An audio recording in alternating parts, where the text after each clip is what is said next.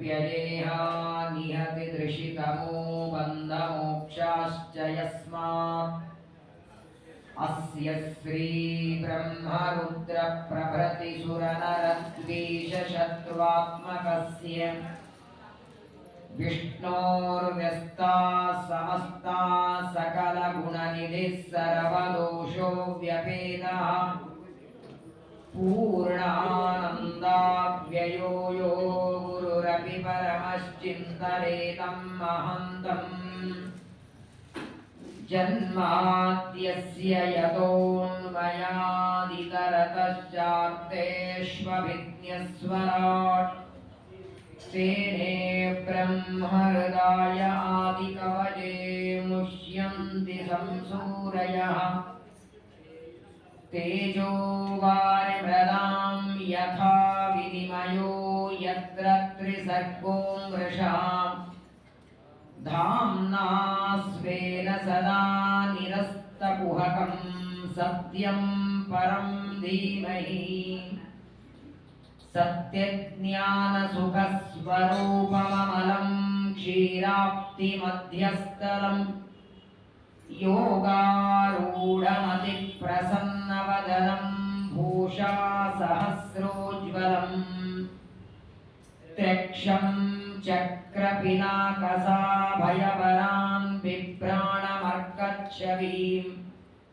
छत्रीभूतफणीन्द्रमिन्दुधवलं लक्ष्मीनृसिंहं भजे भक्तिं मुहुः-प्रवहतां त्वयि मे प्रसङ्गो भूयादनन्तमहतो ममलाशयानाम् येनाञ्जसोल्बणमुरुव्यसनं भवाब्धिं नेष्ये भवत्गुणकथामृतपानमत्तः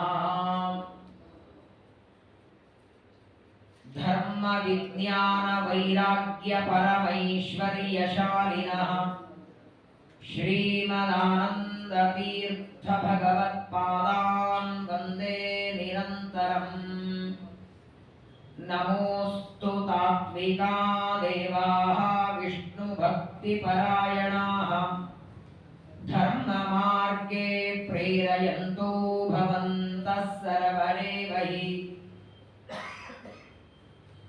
यस्मानुभावमखिलश्रुतिसारमेकम् अध्यात्मदीपमतिदितिर्षतां तमोन्धम् संसारिणां करुणयाः पुराणगुह्यं तं व्याससूनुमुपयामि गुरुं मुनीनाम् आपादमौलिपर्यन्तं गुरूणामाकृतिं स्मरेत् तेन विघ्नाः प्रणश्यन्ति सिद्ध्यन्ति च मनोरथाः बुधैरपि सुदुर्बोधे ग्रन्थे यन्मम साहसम् तत्पारयन्तु निपुणाः गुरुपादरजक्कणाः श्रीगुरुभ्यो नमः मात्रश्वश्रेयो वैश्चत्यो दन्तवक्त्रश्च पार्थिव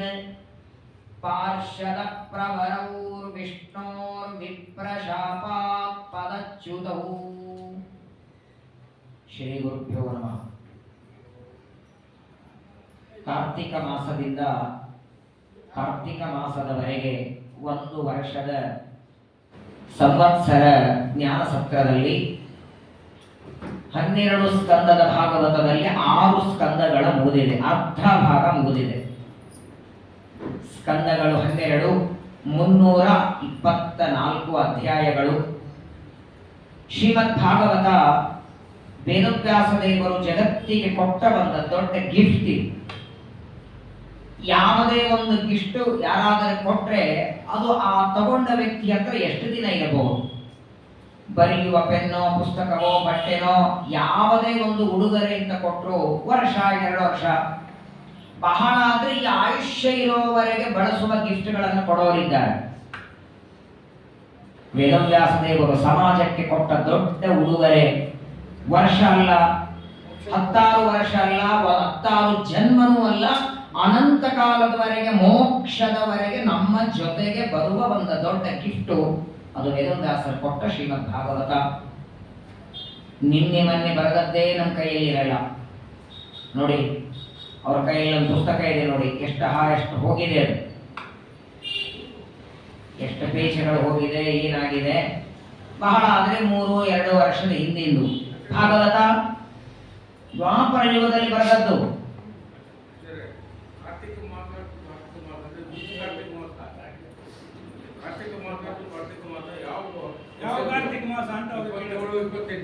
ಅದನ್ನು ಹೇಳಲ್ಲ, ಒಟ್ಟಿಗೆ ಕಾರ್ತಿಕ ಮಾಸದ ಮಂಗಳ. ಅದು ವಿಶ್ವಾವಸುನಾಮ ಸಂವತ್ಸರದ ಕಾರ್ತಿಕ ಮಾಸವೋ ಅದರ ಮುಂದಿನ ವರ್ಷದಲ್ಲಿ ಬರುವ ಕಾರ್ತಿಕ, ಒಟ್ಟಿಗೆ ಕಾರ್ತಿಕದಲ್ಲಿ ಮಂಗಳ ಮಾಡೋದು ನಿಶ್ಚಿತ. ನೀವೆಲ್ಲರೂ ಮಂಗಳಕ್ಕೆ ಇರ್ತೀರಿ, ಯಾರು ಎಲ್ಲಿ ಹೋಗಲ್ಲ, ಚಿಂತೆ ಬಿಡಿ. ಯಾವ ಸ್ಥಳಕ್ಕೂ ನೀವು ಹೋಗಲ್ಲ, ಏನು ಅಪಮೃತ್ಯು ಬರಲ್ಲ, ಯಾವುದೇ ರೋಗ ಬರಲ್ಲ, ದಾರಿದ್ರ್ಯ ಬರಲ್ಲ, ಕಷ್ಟ ಬರಲ್ಲ, ಚಿಂತೆ ಬರಲ್ಲ. ಇದೇ ಶಕ್ತಿ, ಇದೇ ಉತ್ಸಾಹ, ಇದೇ ಧೈರ್ಯ. ಇವಾಗ ಎಷ್ಟು ಉತ್ಸಾಹದಿಂದ ಕೇಳ್ತಿದ್ದೀರೋ, ಪರೀಕ್ಷಿತ ರಾಜರ ಕೊನೆಯದಾದ 12ನೇ ಸ್ಕಂದ ಶ್ರವಣಕ್ಕೂ ಇಷ್ಟೇ ಉತ್ಸಾಹ, ಇದೇ ಆರೋಗ್ಯ ದೇವರು ಕೊಡ್ತಾರೆ, ಗ್ಯಾರಂಟಿ ಕೊಡ್ತಾರೆ. ಗ್ಯಾರಂಟಿ ಮಾಡೋಣ. ನನಗಂತೂ ತುಂಬಾ ಇಷ್ಟ. ನೀವೆಲ್ಲ ರೆಡಿ ಆದ್ರೆ 12ನೇ ಸ್ಕಂದ ಭಾಗವತ ನೈಮಿಷಾರಣ್ಯದಲ್ಲಿ 5 ದಿನದ ಕಾರ್ಯಕ್ರಮ. ಅಲ್ಲಿ ರೂಮ್ ಊಟದ ವ್ಯವಸ್ಥೆ ನಾನು ಮಾಡ್ತೇನೆ. ಹೋಗೋವರು ಟಿಕೆಟ್ ಎಲ್ಲರೂ ಮಾಡ್ಕೊಂಡು ಟ್ರೈನ್ಗೆ ಹೋಗೋಣ ಅಂತೆ. ಬಹಳ ಫ್ಲೈಟಿಗೆ ಹೋಗಿ 10,000 ಖರ್ಚು ಬೇಡ.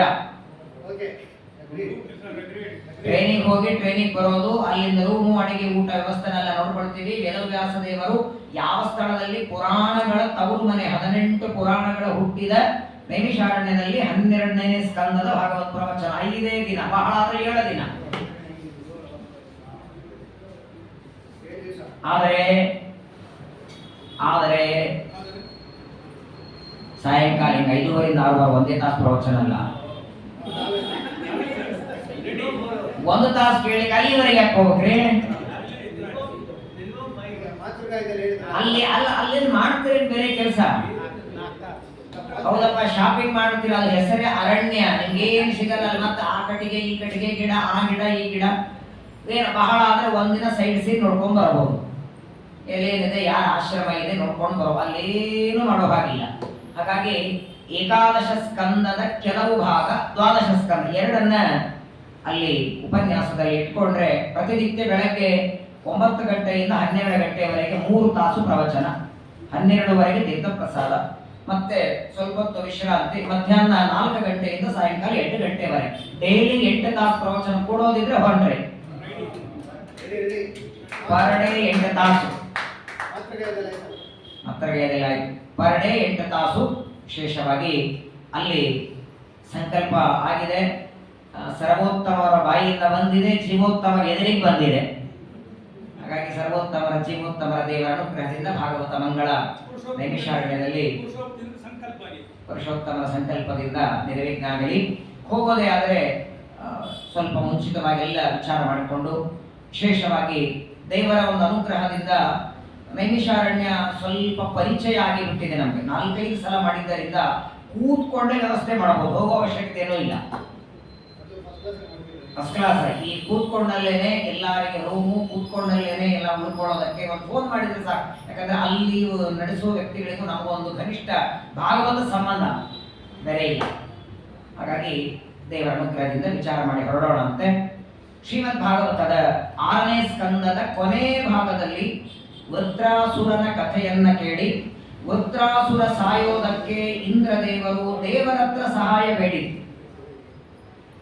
ವೃತ್ರಾಸುರನನ್ನ ಯಾವ ಆಯುಧದಿಂದಲೂ ಕೊಲ್ಲೋದಕ್ಕಾಗಲಿಲ್ಲ, ಏನ್ ಮಾಡ್ಲಿ ಅಂತ ಪರಮಾತ್ಮನ ಹತ್ರ ಹೋಗಿ ಕೇಳ್ತಾನೆ ಇಂದ್ರದೇವರು. ಆಗ ಈ ದೇವರೇನನ್ಬೇಕಾಗಿತ್ತು, ವಾಸ್ತವಿಕ ದೇವರ ಆಯ್ನನ್ಬೇಕಾಗಿತ್ತು, ಇದು ನಿಮ್ಮಿಬ್ಬರ ಜಗಳ ನಾನು ಮಧ್ಯದಲ್ಲಿ ಬರಲ್ಲ ಅನ್ಬೇಕು.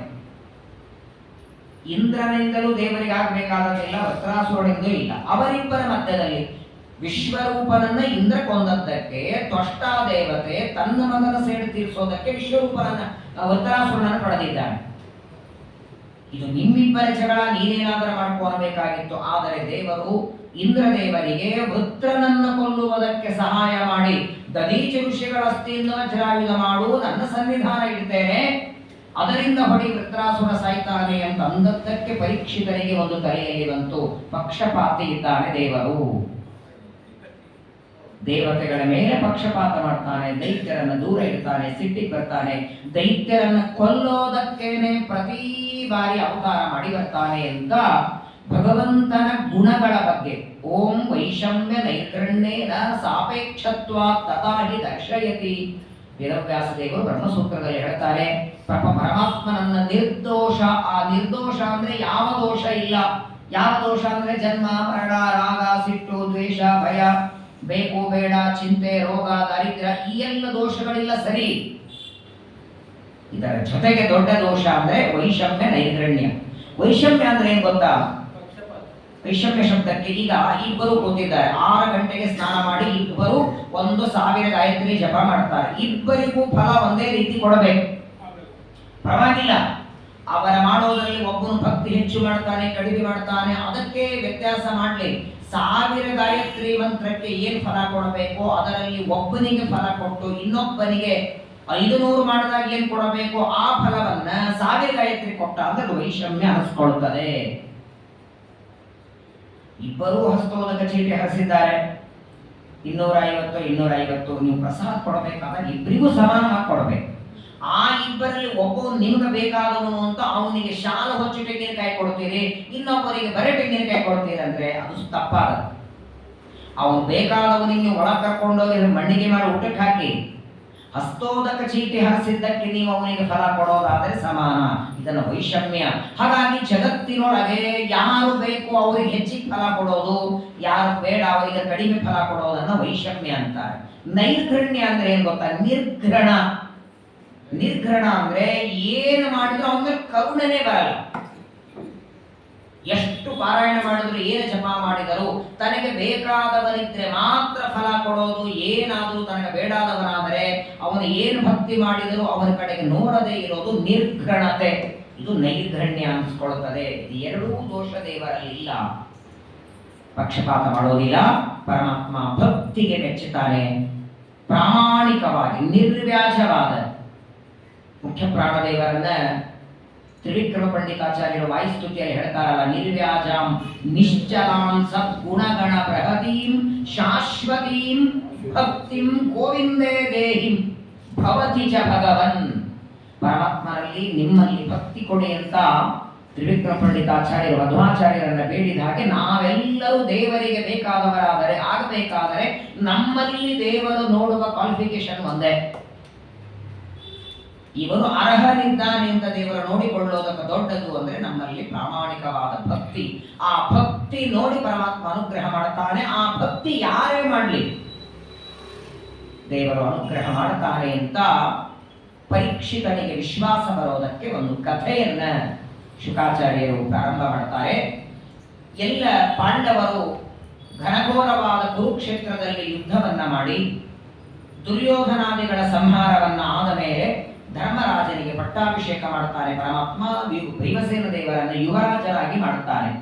ಪಾಂಡವರು ರಾಜ್ಯವನ್ನು ಆಳುವಾಗ ಒಂದು ಬಾರಿ ಕೃಷ್ಣ ಪರಮಾತ್ಮನ ಹತ್ರ ಧರ್ಮರಾಜ ಬೇಡ್ಕೊಳ್ತಾನೆ, ನಿನ್ನ ಅನುಗ್ರಹದಿಂದ ಯುದ್ಧವೂ ನಡೀತು, ಯುದ್ಧದಲ್ಲಿ ಜಯ ಸಿಕ್ಕಿತು, ರಾಜ್ಯನೂ ಬಂತು, ಇನ್ನೊಂದು ನೀನು ಅನುಗ್ರಹ ಮಾಡಬೇಕು. ಏನ್ ಬೇಕು ಅಂದಾಗ ಪರಮಾತ್ಮನಿಗೆ ಧರ್ಮರಾಜ ಅಂತಾನೆ, ರಾಜಸೂ ಯಾಗ ಮಾಡಬೇಕಾಗಿದೆ, ಅದನ್ನು ನಿನ್ನ ಸಾಧ್ವರ್ಯದಲ್ಲಿ ನಡೀಬೇಕು. ವೇದವ್ಯಾಸ ರೂಪದಿಂದ ಕೃಷ್ಣ ರೂಪದಿಂದ ನಮ್ಮಿಂದ ಒಂದು ದೊಡ್ಡದಾದ ರಾಜಸೂ ಯಾಗವನ್ನ ಮಾಡಬೇಕು ಅಂತ ಪರಮಾತ್ಮನಿಗೆ ಧರ್ಮರಾಜ ಪ್ರಾರ್ಥನೆ ಮಾಡ್ಕೊಳ್ತಾನೆ. ಕೃಷ್ಣ ಅಂತ ರಾಜಸೂ ಯಾಗ ಮಾಡೋಣ, ಅದಕ್ಕೆ ಸಂಪತ್ತು ಬೇಕಲ್ಲ. 8,000 8 ಲಕ್ಷ 8 ಕೋಟಿ ರೂಪಾಯಿ ಖರ್ಚು ಮಾಡಿ ಮಾಡೋದು ಆಗಲ್ಲ. ಅದು ರಾಜಸೂಯ ಯಾಗ ಹೆಸರೇ ಹೇಳುತ್ತೆ, ಕೇವಲ ಸಂಪತ್ತಿನಿಂದ ರತ್ನ ಮುತ್ತು ಬೆಳ್ಳಿ ಬಂಗಾರದಿಂದ ಮಾಡೋ ಯಜ್ಞವಲ್ಲ. ರಾಜಸೂಯಾಗ ಅಂದ್ರೆ 4 ದಿಕ್ಕುಗಳಿಗೆ ಹೋಗಿ ನಿಮ್ಮನ್ನ ಎದುರಿನಿಂದ ಯುದ್ಧ ಮಾಡೋರು ಯಾರು ಇರಬಾರದು. ಇಡೀ ಭೂಮಂಡಲದಲ್ಲಿದ್ದ ವೀರರನ್ನ ಸೋಲಿಸಿ ಅವರಿಂದ ಕಪ್ಪು ಕಾಣಿಕೆಯನ್ನು ತಂದಾಗ ಮಾತ್ರ ನಡೆಯೋದು ರಾಜಸೂಯಾಗ. ಒಂದು ಕೆಲಸ ಮಾಡು, ನಿನ್ನ 4 ಜನ ತಮ್ಮಂದ್ರನ್ನ ಒಂದೊಂದು ದಿಕ್ಕಿಗೆ ಕಳಿಸಿ ಅವರೆಲ್ಲ ಸಂಪತ್ತನ್ನು ತಗೊಂಡು ಬರಲಿ, ಆ ಸಂಪತ್ತಿನಿಂದ ರಾಜಸೂಯಾಗ ಮಾಡೋಣ ಅಂತ ಧರ್ಮರಾಜನಿಗೆ ಪರಮಾತ್ಮ ಹೇಳ್ತಾನೆ. 4 ದಿಕ್ಕುಗಳಿಗೆ ಒಬ್ಬೊಬ್ಬರನ್ನ ಕಳಿಸ್ತಾನೆ. ಹೆಚ್ಚು ತಂದದ್ದು ಅರ್ಜುನ 400 ಪರ್ವತದಷ್ಟು ಸಂಪತ್ತು ತರ್ತಾನೆ. ಶ್ರೀಮದಾಚಾರ್ಯ ವರ್ಣನ ಮಾಡ್ತಾರೆ ಪಾಂಡವರ ರಾಜಸೂಯಾಗ ಅಂದ್ರೆ ಏನು. 2-2.5 kg, ಬಹಳ ಅದೊಂದು 5 kg ರೇಷನ್ ಅಕ್ಕಿ ತಂದಿಟ್ಟು ಆಚಾರ್ಯ ಬೇಕಾದಷ್ಟು ಹಾಕಿ ಪೂರ್ಣ ಹಾಕಿ ಎಲ್ಲ ನಿಮಗೆ ಅದು ಅಂತ್ರಾಕ್ಷತೆ ಕೆಲಸಕ್ಕೂ ಬರಲ್ಲ. ಅದು ಉದಾರತೆ, ಕೆಲವರಲ್ಲಿ ಉದಾರತೆ ಬಹಳ ಚೆನ್ನಾಗಿದೆ. ಒಬ್ಬ ವ್ಯಕ್ತಿಗಳು ನಮ್ಮ ಮನೆಗೆ ಬಂದಿದ್ರು. ಅರ್ಧ ಲೀಟರ್ ಪಾಕೆಟ್ ಹಾಲು ತಗೊಂಡು ಬಂದು, ಈ ಅರ್ಧ ಲೀಟರ್ ಅನ್ನ ಚೆನ್ನಾಗಿ ಪಾಯಸ ಮಾಡಿ ನೀವು ಮನೆ ಮಂದೆಲ್ಲ ಊಟ ಮಾಡಿ ಒಂದು ಡಬ್ಬಿಯಲ್ಲಿ ಪ್ರಸಾದ ಅಂತ ನಮ್ಗೆ ಕೊಡ್ಬೇಕಂತ. ಅದು ಮತ್ತೆ 3 ಸಲ ಹಾಕ್ಸ್ಕೋಬೇಕು ಆಚಾರ್ಯ, ನೀವು ಸಮೃದ್ಧವಾಗಿ ತಿನ್ಬೇಕಂತ. ಅವನಿಗೆ ಪ್ರಸಾದ ಕೊಡ್ಲಿಕ್ಕೆ ಸಾಲಲ್ಲ ಅರ್ಧ ಪಾಕೆಟ್ ಅಲ್ಲಿ. ಉದಾರತೆ ಕೊಡೋದ್ರಲ್ಲಿ ಉದಾರತೆ ಪಾಂಡವರ ಅಡಸೂಯಾಗದಲ್ಲಿ ನೋಡ್ಬೇಕು. ಶ್ರೀಮದಾಚಾರ್ಯ ತತ್ವನಿರ್ಣಯದಲ್ಲಿ ಹೇಳ್ತಾರೆ, ಮಾಂಗಲ್ಯ ಮಾತ್ರ ದೈತೆ ಶರೀರೆ, ದ್ರೌಪದಿಯ ಕೊರಳಲ್ಲಿ ಮಂಗಳ ಸೂತ್ರ ಬಿಟ್ರೆ ಎಲ್ಲ ದಾನ ಮಾಡಿದ್ರಂತೆ ಪಾಂಡವರು. ಏನ್ ದಾನ ಕೊಡ್ತಾರೆ. 400 ಪರ್ವತದಷ್ಟು ಅರ್ಜುನ ತರ್ತಾನೆ. ಬರೇ ಸಂಪತ್ತು ತರೋದಲ್ಲ, ಯಾವ ದಿಕ್ಕಿಗೆ ಅವರು ದಿಗ್ವಿಜಯಕ್ಕೆ ಹೋಗ್ತಾರೆ ಅಲ್ಲಿದ್ದ ಶತ್ರುಗಳನ್ನು ಕೊಂದು ಬರಬೇಕು. ಆಗ ಧರ್ಮರಾಜನಿಗೆ ಕೃಷ್ಣ ಹೇಳ್ತಾನೆ, ಕ್ವ ರಾಜಸೂಯ ಮಧ್ಯತೆ ಜರಾಸುತೆ ತು ಜೀವತಿ. ಜರಾಸಂಧ ಬದುಕಿರುವವರೆಗೆ ರಾಜಸೂಯ ಆಗಲ್ಲ. ಆ ಜರಾಸಂಧನನ್ನು ಕೊಲ್ಲೋದಕ್ಕಾಗಿ ನಿನ್ನ 2 ತಮ್ಮಂದ್ರನ್ನ ನನ್ನ ಜೊತೆ ಕಳಿಸುವಂತ ಮಗಧ ದೇಶಕ್ಕೆ ಶ್ರೀಕೃಷ್ಣ ಪರಮಾತ್ಮ ಭೀಮಸೇನ ದೇವರು ಜರಾಸಂಧನನ್ನ ಸಂಹಾರ ಭೀಮನಿಂದ ಕೊಲ್ಲಿಸಿ, ಭೀಮಸೇನ ದೇವರಿಗೂ ಜರಾಸಂಧನಿಗೆ ಯುದ್ಧ ನಡೆದದ್ದು ಕಾರ್ತಿಕ ಮಾಸದಲ್ಲಿ. ಕಾರ್ತಿಕ ಶುಕ್ಲ ಪ್ರತಿಪದೆಯಿಂದ ಚತುರ್ದಶಿವರೆಗೆ ಯುದ್ಧ ಆಗತ್ತೆ. ಚತುರ್ದಶಿ ಮುಗಿದ ಮೇಲೆ ಮಾರನೇ ದಿನ ಪೂರ್ಣಿಮಾ. ಪರಮಾತ್ಮ ಅಂತಾನೆ, ಪೂರ್ಣಿಮಾ ದಿನ ಕೊಲ್ಬೇಡ, ಸದ್ಗತಿ ಆದ್ರೆ ಅವನಿಗೆ ಇವತ್ತಕ್ಕೆ ಮುಗಿಸ್ಬಿಡು ಅಂತ ಹೇಳಿ 2 ಕಡ್ಡಿಯನ್ನು ಮುರಿದು 0 ಮಾಡಿ ಬಗದ ಅಂತೆ. ಜರಾಸಂಧ ಸತ್ತ ಮೇಲೆ ಅಲ್ಲಿಂದಲೂ ಸಂಪತ್ತು ತರ್ತಾರೆ. ಒಟ್ಟಾರೆ ಪಾಂಡವರು ತಂದ 4 ದಿಕ್ಕಿನಿಂದ ಸಂಪತ್ತು, ರಾಶಿ ಸಂಪತ್ತು. ಸಾಕ್ಷಾತ್ ವೇದವ್ಯಾಸ ದೇವರ ಅಧ್ವರ್ಯದಲ್ಲಿ ರಾಜಸೂಯಾಗ ನಡೀತಾ ಇದೆ. ಎಲ್ಲ ಪಾಂಡವರು ಭಾಗವಹಿಸಿದ್ದಾರೆ. ಆ ರಾಜಸೂಯಾಗದ ಒಂದು ನಿಯಮ ಏನಂದ್ರೆ, ಯಾವುದೇ ದೊಡ್ಡ ಯಜ್ಞ ಮಾಡಲಿ ಆ ಯಜ್ಞದಲ್ಲಿ ವಯಸ್ಸಿನಲ್ಲಿ ಜ್ಞಾನದಲ್ಲಿ ಹಿರಿಯರಾದವರನ್ನ ಕೂಡಿಸಿ ಪಾದ ತೊಳೆದು ಪೂಜೆ, ಅದನ್ನು ಅಗ್ರ ಪೂಜೆ ಅಂತ ಕರೀತಾರೆ. ಅಗ್ರ ಪೂಜೆ ರಾಜಸೂಯಾಗ ಅಷ್ಟೇ. ಯಾಕೆ ನಾವು ಮನೆಯಲ್ಲಿ ಯಾವುದೋ ಒಂದು ಶಾಂತಿ ಹೋಮ ಮಾಡಿದರೂ ಯಾರಾದರೂ ವಿದ್ವಾಂಸರನ್ನ ಕರೆದು ಅವರ ಪಾದ ಪೂಜೆ, ಅದನ್ನು ಅಗ್ರ ಪೂಜೆ ಅಂತ ಕರೆಯೋರು. ಎಲ್ಲ ರಾಜಸೂಯಾಗದ ಪುಣ್ಯಾವಚನ ಆಯಿತು, ದೇವತಾ ಸ್ಥಾಪನ ಎಲ್ಲ ಕಾರ್ಯಕ್ರಮ ನಡೆದಿದೆ. ರಾಜಸೂಯಾಗದಲ್ಲಿ ಅಗ್ರ ಪೂಜೆ ಯಾರಿಗೆ ಮಾಡೋದು ಅಂತ ಧರ್ಮರಾಜನಿಗೆ ಸಂದೇಹ. ಧರ್ಮರಾಜನಿಗೆ ಪರಮ ವಿಶ್ವಾಸ ಭೀಷ್ಮಾಚಾರ್ಯರ ಮೇಲೆ. ಬೇಕಾದಾಗಲಿ ಭೀಷ್ಮರು ಇದು ಪೂರ್ವ ಅಂದ್ರೆ ಹೋಗಿ ಬಿಡ್ತಿದ್ದವ. ಕೃಷ್ಣ ಪರಮಾತ್ಮನ ಮೇಲೂ ಅಷ್ಟು ವಿಶ್ವಾಸ ಇರಲಿಲ್ಲ. ಅದಕ್ಕಾಗೇನೆ ಅಶ್ವತ್ಥಾಮ ಸತ್ತಾಗ ನರೋವಾ ಪೂಜ್ಯರೋವಾ ಅಂದ. ಅದು ಆಮೇಲೆ ಯಮದು ಒಂದು ನರಕ ಆಯ್ತು, ಅದು ಬಿಡಿ. ಪರಮ ವಿಶ್ವಾಸ ಭೀಷ್ಮನ ಮೇಲೆ. ಹಾಗಾಗಿ ಅಷ್ಟು ತುಂಬಿದ ಸಭೆಯಲ್ಲಿ ಭೀಷ್ಮಾಚಾರ್ಯ ಹೋಗಿ ಕೇಳುತ್ತಾರೆ. ಸಾಮಾನ್ಯವಾಗಿ ಏನೇ ಪ್ರಶ್ನೆ ದೊಡ್ಡವರ ಹತ್ರ ಕೇಳುವಾಗ ಸಂದೇಹ ಇದ್ರೆ ಪ್ರಶ್ನೆ ಕೇಳಬೇಕು. 3 ಎಲೆ ಖಾಲಿ ಇದ್ರೆ ತಾನೆ ಯಾವ ಎಲೆ ಮೇಲೆ ಕೂಡು ಅಂತ ಕೇಳೋದು. ಯಾವ ಎಲೆ ಮೇಲೆ ಕೂಡ್ಲಿ ಅಂತ ಹೇಳೋದು ಯಾವಾಗ? 2-3 ಖಾಲಿ ಒಂದೇ ಎಲೆ ಇದ್ರೆ ಕೇಳೋದೇ ಇರೋದೇ ಒಂದು ಎಲೆ, ಯಾವ ಎಲೆ ಮೇಲೆ ಕೂಡ್ಲಿ ಅಂತ ಇರೋದೇ ಒಂದು ಎಲೆ ಕೂತ್ಕೊಳ್ಳಯ್ಯ ಅಂತ. ಹಾಗೆ ರಾಜಸೂಯಾಗದಲ್ಲಿ ಅಗ್ರ ಪೂಜೆ ಯಾರಿಗೆ? ಕೃಷ್ಣನಿಗೆ ಅಂತ ನಿಶ್ಚಯ ಇಲ್ಲ. 3 ಜನ ಕೂತಿದ್ದಾರೆ. ಪರಶುರಾಮ ದೇವರಿದ್ದಾರೆ, ವೇದವ್ಯಾಸರಿದ್ದಾರೆ, ಸಾಕ್ಷಾತ್ ಕೃಷ್ಣ ಪರಮಾತ್ಮ ಇದ್ದಾನೆ. ವೇದವ್ಯಾಸರು ಪುರಾಣಗಳನ್ನೆಲ್ಲ ಬರೆದು ಕೊಟ್ಟವರು. ವಿಶೇಷವಾಗಿ ರಾಜಸೂಯಾಗವನ್ನು ನಿಂತು ಮಾಡಿಸ್ತಾ ಇದ್ದಾರೆ.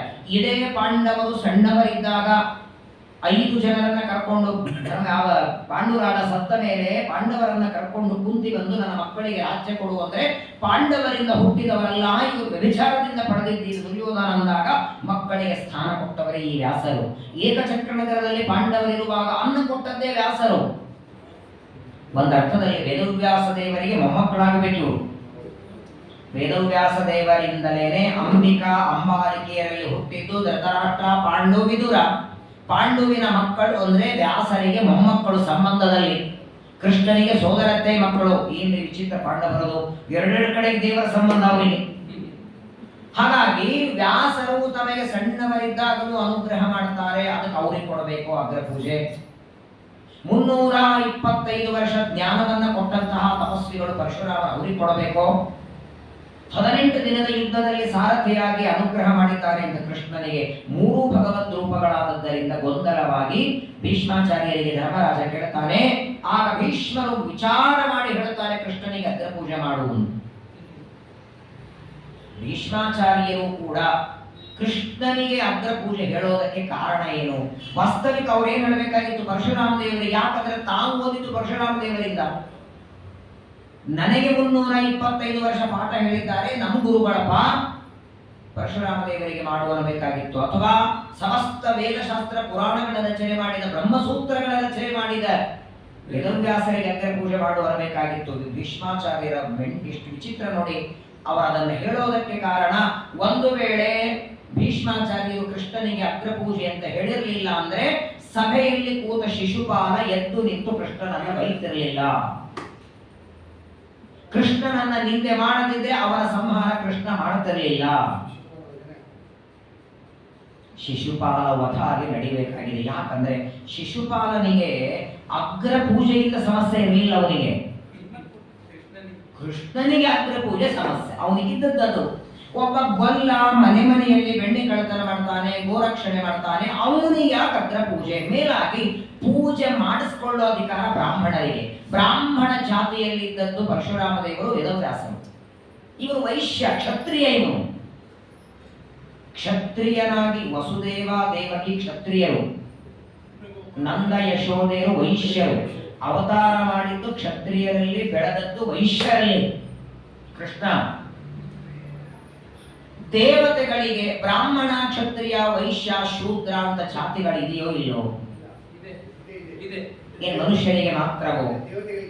ಇದೆ. ಬ್ರಾಹ್ಮಣ, ಕ್ಷತ್ರಿಯ, ವೈಶ್ಯ, ಶೂದ್ರವೆಂಬ 4 ವರ್ಣ. ಬ್ರಹ್ಮಚಾರಿ, ಗೃಹಸ್ಥ, ವಾನಪ್ರಸ್ಥ, ಸನ್ಯಾಸ ಎಲ್ಲರಿಗೂ ಉಂಟಿದು, ಬರೀ ಮನುಷ್ಯರಿಗಲ್ಲ. ಹಾಗಾಗೇನೆ ಸಾಕ್ಷಾತ್ ಯಮಲೋಕದ ಯಮದೇವರು ಮಾಂಡವ್ಯ ಋಷಿಗಳ ಶಾಪದಿಂದ ಶೂದ್ರರಾಗಿ ವಿದುರನಾಗಿ ಅವತಾರ ಮಾಡಿ ಬರ್ತಾರೆ. ಶೂದ್ರ ಜನ್ಮದಲ್ಲಿಯೂ ಕೆಲವು ಬಾರಿ ನಾರದರು ಶೂದ್ರರಾಗಿ ಹುಟ್ಟಿದ್ದ ಕಥೆ ಇದೆ. ಹಾಗಾಗಿ ಶೂದ್ರ 4 ವರ್ಣದವರಾಗಿ ದೇವತೆಗಳು. ದೇವತೆಗಳು ಸರಿ, ದೇವರಿಗೆ ಉಂಟೋ ಇಲ್ಲೋ? ಆವ ಕುಲವೋ ರಂಗ ಅರಿಯಲಾಗದು. ಅವನಿಗೆ ಕುಲನೇ ಇಲ್ಲ. ಯಾವುದನ್ನು ಹೇಳ್ತೀರಿ? ಅವನಿಗೆ ಬ್ರಾಹ್ಮಣ ಅಂತೀರೋ, ಕ್ಷತ್ರಿಯ ಅಂತೀರೋ? ಶ್ರೀನಿವಾಸ ಕಲ್ಯಾಣದಲ್ಲಿ ನಾಳೆ ವೆಂಕಟೇಶ್ ಮಹಾತ್ಮ ಕೇಳ್ತಿರೋ ಇಲ್ಲ? ವೈಶಾಖ ಮಾಸದಲ್ಲಿ ಶ್ರೀನಿವಾಸನ ಮದುವೆಯಲ್ಲಿ ನಿಮ್ ಗೋತ್ರ ಯಾವುದು ಅಂದಾಗ ಯಾವ ಗೋತ್ರ ಹೇಳ್ತಾನೆ? ಅವನಿಗೆ ಗೋತ್ರ ಇದೆಯಾ? ರಾಮಾವತಾರದಲ್ಲಿ ಒಂದು ಹೇಳ್ತಾನೆ, ಕೃಷ್ಣಾವತಾರದಲ್ಲಿ ಒಂದು ಹೇಳ್ತಾನೆ, ಮತ್ಸ್ಯನಾಗ ಒಂದು ಹೇಳ್ತಾನೆ. ಚೇಂಜ್ ಮಾಡಿ ಬರತ್ತ ಗೋತ್ರ. ಬಸವೇಶ್ವರ ನಗರಲ್ಲಿ ಮತ್ತೆ ಅಶ್ವತ್ ಗೋತ್ರಗಳು ಅಂತ ಕರೀತಾರೆ. ಬಸವನಗುಡಿ ಗೋತ್ರ, ಭರತನಹಳ್ಳಿ ಗೋತ್ರದವರು. ಗೋತ್ರ ಇಲ್ಲ, ರಾಶಿ ಇಲ್ಲ, ನಕ್ಷತ್ರ ಇಲ್ಲ. ಅಥವಾ ಪರಮಾತ್ಮನಿಗೆ ನಮ್ಮಂತೆ ಬ್ರಾಹ್ಮಣ ಆದರೂ ಆಯಾ ವರ್ಣದಲ್ಲಿ ಹುಟ್ಟಿ ಬರ್ತಾರೆ.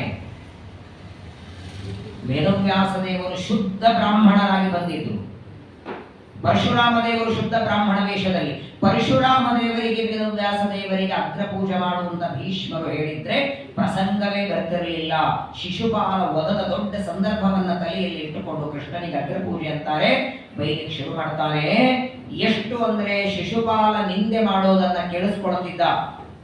ಯಾರಿಗಾದ್ರೂ ದೊಡ್ಡವರಿಗೆ ಪಾದಕ್ಕೆ ನೀರು ಹಾಕ್ಬೇಕಾದ್ರೆ ಹೇಳ್ತಾರ, ಅಸ್ಮಿನ್ ರಾಷ್ಟ್ರೇ ಶ್ರೀ ಯಮಾವೇ ಶಾಮ್ಯತೋ ದೇವಿ.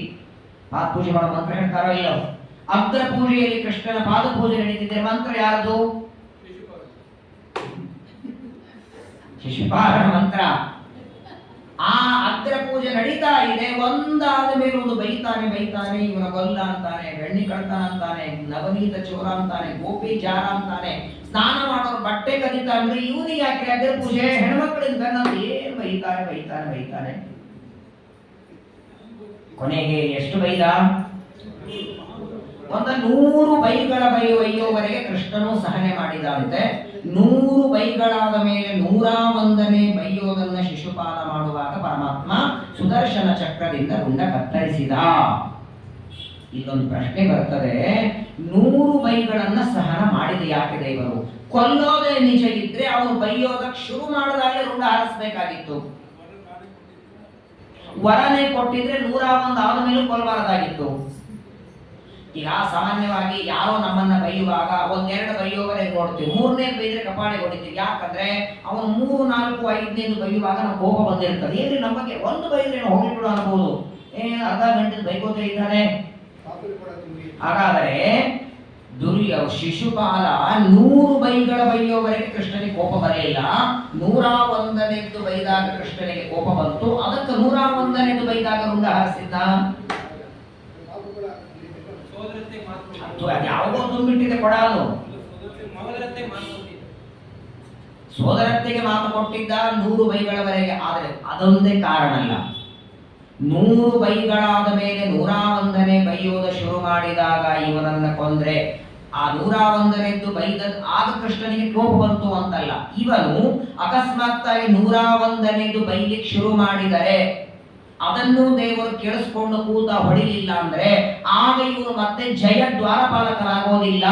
ಯಾಕಂದ್ರೆ 100 ಬೈಗಳ ಬೈಯೋವರೆಗೆ ಪಾಪ ಇವನಿಗೆ ಈ ಜನ್ಮದಲ್ಲಿ ಪರಿಹಾರ. 101ನೇದು ಬೈದಿದ್ದ ಅಂದ್ರು ಮೂಲ ರೂಪಕ್ಕೆ ಸೇರ್ಕೊಳ್ಳದೆ ಮತ್ತೆ ಭೂಮಿಯಲ್ಲಿ ಉಳಿಯುವ ಪ್ರಸಂಗ ಇತ್ತವರಿಗೆ. ಹೆಚ್ಚಿಗೂ ಬೈಯೋ ಹಾಗಿಲ್ಲ ದೇವರಿಗೆ. ಯಾರೋ ಬ್ರಾಹ್ಮಣರಿಗೆ ಬೈದ್ರೇನೆ ನರಕ ಅಂದಂತ ತಮಸ್ಸಾಗತ್ತೆ, ದೇವರಿಗೆ ಬೈದ್ರೆ. ಹಾಗಾಗಿ ಹೆಚ್ಚಿಗೆ 101 ಹೆಚ್ಚಿಗೆ ಬೈಲಿಕ್ಕೆ ಶುರು ಮಾಡಿದರೆ ತನ್ನ ಭಕ್ತ ಅಂತ ಅಂತಃಕರಣದಿಂದ ಕೊಂದ ಅಂತೆ. 101ನೇದ್ದು ಶಿಶುಪಾಲ ಬೈಯುವಾಗ ಕೊಂದದ್ದು ಅವನ ಮೇಲೆ ಅನುಗ್ರಹ ಮಾಡೇನೆ ಹೊರತು ಕೋಪ ಅಲ್ಲ. ಏನು ಅನುಗ್ರಹ? ಇವ ನನ್ನ ಭಕ್ತ, ಮತ್ತೆ ಮೂಲ ರೂಪದಲ್ಲಿ ಇವನು ಸೇರ್ಕೋಬೇಕು. ಹೆಚ್ಚಿಗೆ ನನ್ನ ನಿಂದೆ ಮಾಡಿ ಇನ್ನಷ್ಟು ಘೋರವಾದ ನರಕ ಇವನು ಹೊಂದೋದು ಬೇಡ ಅಂತ ಒಳಗಿನ ಆಸೆ ಪರಮಾತ್ಮನಿಗೆ. ಹಾಗಾಗಿ 101ನೇದ್ದು ಬೈಯೋದರಲ್ಲಿ ರುಂಡ ಹಾರಿಸ್ತಾನೆ. ಶಿಶುಪಾಲ ರುಂಡ ಕತ್ತರಿಸಿದೆ. ಅವನ ಶರೀರದಿಂದ 2 ಜೀವಗಳು ಹೊರಗೆ ಬಂತು. ಆ 2 ಜೀವಗಳು ಹೊರಗೆ ಬಂದದ್ದು ರಾಜಸೂಯಾಗದಲ್ಲಿ ನಿಂತಿರುವ ಅಲ್ಲಿ ಇರುವ ಎಲ್ಲರಿಗೂ ಗೊತ್ತಾಗಿತ್ತ, ಕಾಣಿಸ್ತಿತ್ತ. ಜೀವ ಯಾರಿಗೆ ಕಾಣಿಸ್ತಾನ? ಒಬ್ಬ ವ್ಯಕ್ತಿ ನೀವು ಪಕ್ಕದಲ್ಲಿ ಕೂತ್ಕೊಳ್ಳಿ, ಅವನ ಕೊನೆ ಕಾಲದಲ್ಲಿ ಪಕ್ಕದಲ್ಲಿ ಕೂತ್ಕೊಳ್ಳಿ, ಆ ಜೀವ ಅವನ ಶರೀರದಿಂದ ಹೋಗೋದು ಕಾಣಲ್ಲ. ಮತ್ತೆ ನೀವು ನಾಡಿ ನೋಡಬೇಕು, ಇಲ್ಲ ಶ್ವಾಸೋಚ್ಛ್ವಾಸ ನೋಡ್ಬೇಕು. ಅತ್ಯಂತ ಸೂಕ್ಷ್ಮ. ಜಗನ್ನಾಥ ಹರಿಕಥಾಮೃತದಲ್ಲಿ ಹೇಳ್ತಾರೆ, ಕುದುರೆಯ ಬಾಲದ ಕೊನೆ ಭಾಗವನ್ನ 200 ಬಾರಿ ಹೋಳು ಮಾಡಿದ್ರೆ ಎಷ್ಟು ಉಳಿಯುತ್ತಲ್ಲ ಅಷ್ಟು ಜೀವಿದ್ದಾರಂತೆ. ಕಾಣೋದೇ ಇಲ್ಲ, ಹೋದದ್ದು ಕಾಣಲ್ಲ, ಬರೋದು ಕಾಣಲ್ಲ. ಆದರೆ ಶಿಶುಪಾಲನ ದೇಹದಿಂದ ಹೊರಗೆ ಬಂದ 2 ಜೀವಗಳು ಆ ಅಡಸೂಯಾಗದಲ್ಲಿ ಇರುವ ಪ್ರತಿಯೊಬ್ಬರಿಗೆ ಕಾಣ್ತಾ ಇದೆ. ಬರೇ ಕಂಡದ್ದು ಮಾತ್ರವಲ್ಲ, ಶಿಶುಪಾಲನ ದೇಹದಿಂದ ಹೊರಗೆ ಬಂದ 2 ಜೀವಗಳಲ್ಲಿ ಒಂದು ಜೀವ ಆಕಾಶಕ್ಕೆ ಹೋದದ್ದು, ಇನ್ನೊಂದು ಜೀವ ಪರಮಾತ್ಮನ ಉದರದಲ್ಲಿ ಪ್ರವೇಶ ಮಾಡುತ್ತದೆ. ಒಬ್ಬ ಜೀವ ದೇವರ ಉದರದಲ್ಲಿ ಪ್ರವೇಶ ಮಾಡುತ್ತಾನೆ, ಇನ್ನೊಬ್ಬವನು ಆಕಾಶದಲ್ಲಿ ಹೋಗ್ತಾನೆ. ಇದನ್ನ ನೋಡಿ ಅಗ್ರಪೂಜೆ ಮಾಡ್ತಾ ಇರುವ ಧರ್ಮರಾಜ ಪಕ್ಕದಲ್ಲಿ ಕೂತಂತಹ ನಾರದರಿಗೆ ಪ್ರಶ್ನೆ ಕೇಳ್ತಾನೆ, ಇದು ಹೇಗೆ ಸಾಧ್ಯ? ಇಷ್ಟೊತ್ತಿನವರೆಗೆ ಭಗವಂತನನ್ನ ಬೈದು ನಿಂದೆ ಮಾಡುವ ಈ ಶಿಶುಪಾಲನನ್ನ ಹೊಟ್ಟೆಗೆ ಹಾಕೊಂಡಲ್ಲ ದೇವರು. ಏನ್ ತಪ್ಪು ಮಾಡಿದ್ರು ಹೊಟ್ಟೆಗೆ ಹಾಕೊಂಡ್ರಿ ಅಂತ ನೋಡಿ. ಹಾಕೊಂಡೆ ಹೊಟ್ಟೆ ದೊಡ್ಡದಾಗಿರ್ತದೆ ಅಲ್ವೇ? ನಿಂದೆ ಮಾಡಿದ ಶಿಶುಪಾಲನನ್ನು ದೇವರ ಉದರದಲ್ಲಿ ಹಾಕೊಳ್ಳೋದಂದ್ರೆ, ನಾವೆಲ್ಲ ಹೊಟ್ಟೆಗೆ ಹಾಕೋದು ಅಂದ್ರೆ ಕ್ಷಮಾ ಮಾಡೋದು. ಅವನೇನ್ ಕ್ಷಮ ಅಲ್ಲ, ಹೊಟ್ಟೆಯಲ್ಲಿ ಹಾಕೊಂಡಾದ್ರೆ ಸಾಯುಜ್ಯ ಮೋಕ್ಷ ಕೊಟ್ಟ. ಸಾಯುಜ್ಯ ದೇವರ ಉದರದಲ್ಲಿ ಪ್ರವೇಶ, ಸಾಲೋಕ್ಯ ದೇವರ ಲೋಕದಲ್ಲಿ ಪ್ರವೇಶ, ಸಾಮೀಪ್ಯ ದೇವರ ಸಮೀಪದಲ್ಲಿ, ಸಾರೂಪ್ಯ ದೇವರಂದ ಶಂಖಚಕ್ರಗದ ಚತುರ್ವಿಧ ಪುರುಷಾರ್ಥ ಮೋಕ್ಷ. ಸಾಯುಜ್ಯ ಮೋಕ್ಷ ದೇವತೆಗಳಿಗೆ ಮಾತ್ರ ಕೊಡ್ತಾನೆ, ಮನುಷ್ಯರಿಗಿಲ್ಲ. ಹಾಗಾದರೆ ದೇವರನ್ನ ನಿಂದೆ ಮಾಡಿದ ಶಿಶುಪಾಲನನ್ನ ದೇವರ ಹೇಗೆ ಉದರದಲ್ಲಿ ಹಾಕಿಕೊಂಡ? ಅಗ್ರಪೂಜೆ ಮಾಡುವ ಧರ್ಮರಾಜ ಪಕ್ಕದಲ್ಲಿ ಕೂತ ನಾರದರಿಗೆ ಪ್ರಶ್ನೆ ಕೇಳ್ತಾನೆ. ಆಗ ನಾರದರಂತಾರೆ, ಒಳ್ಳೆ ಪ್ರಶ್ನೆ ಮಾಡಿದ್ದಿ ಧರ್ಮರಾಜ, ಆದರೆ ದೇವರು ಇವತ್ತು ಶಿಶುಪಾಲ ಬೈದದ್ದನ್ನ ತಲೆಯಲ್ಲಿ ಹಾಕೊಳ್ಳಿಲ್ಲ. ಅವನನ್ನ ಉದರದಲ್ಲಿ ಹಾಕಿಕೊಳ್ಳೋದಕ್ಕೆ ಇದೇ ಶಿಶುಪಾಲ ಅವನು ಜಯ ಅನ್ನುವ ದ್ವಾರಪಾಲಕನಾದಾಗ ಏನು ಭಕ್ತಿ ಮಾಡಿದ್ದೋ ಅದನ್ನ ದೇವರು ನೋಡ್ತಾನೆ. ಒಂದು ತಿಂಗಳಲ್ಲ, ಎಂದು ಉಪನಯನ ಆಗಿದೆ ಅವತ್ತಿನಿಂದ ಇವತ್ತಿನವರೆಗೆ 1 ದಿನ ಸಂಧ್ಯಾ ವಂದನೆ ಬಿಟ್ಟಿಲ್ಲ. 1 ದಿನ ಬಿಟ್ಟಿಲ್ಲ. ಪ್ರಯಾಣಕ್ಕೆ ಹೋದ್ರು, ಎಲ್ಲಿ ಏರ್ಪೋರ್ಟ್ ಅಲ್ಲಿ ಇದ್ರು ಸರಿ, ರೈಲ್ವೆ ಸ್ಟೇಷನ್ ಇದ್ರು, ಅಲ್ಲಿಯೂ ಧಾವಳಿ ಉಟ್ಕೊಂಡು ಸಂಧ್ಯಾ ವಂದನೆ ಮಾಡಿದ ಒಬ್ಬ ವ್ಯಕ್ತಿ ಇದ್ದಾನೆ.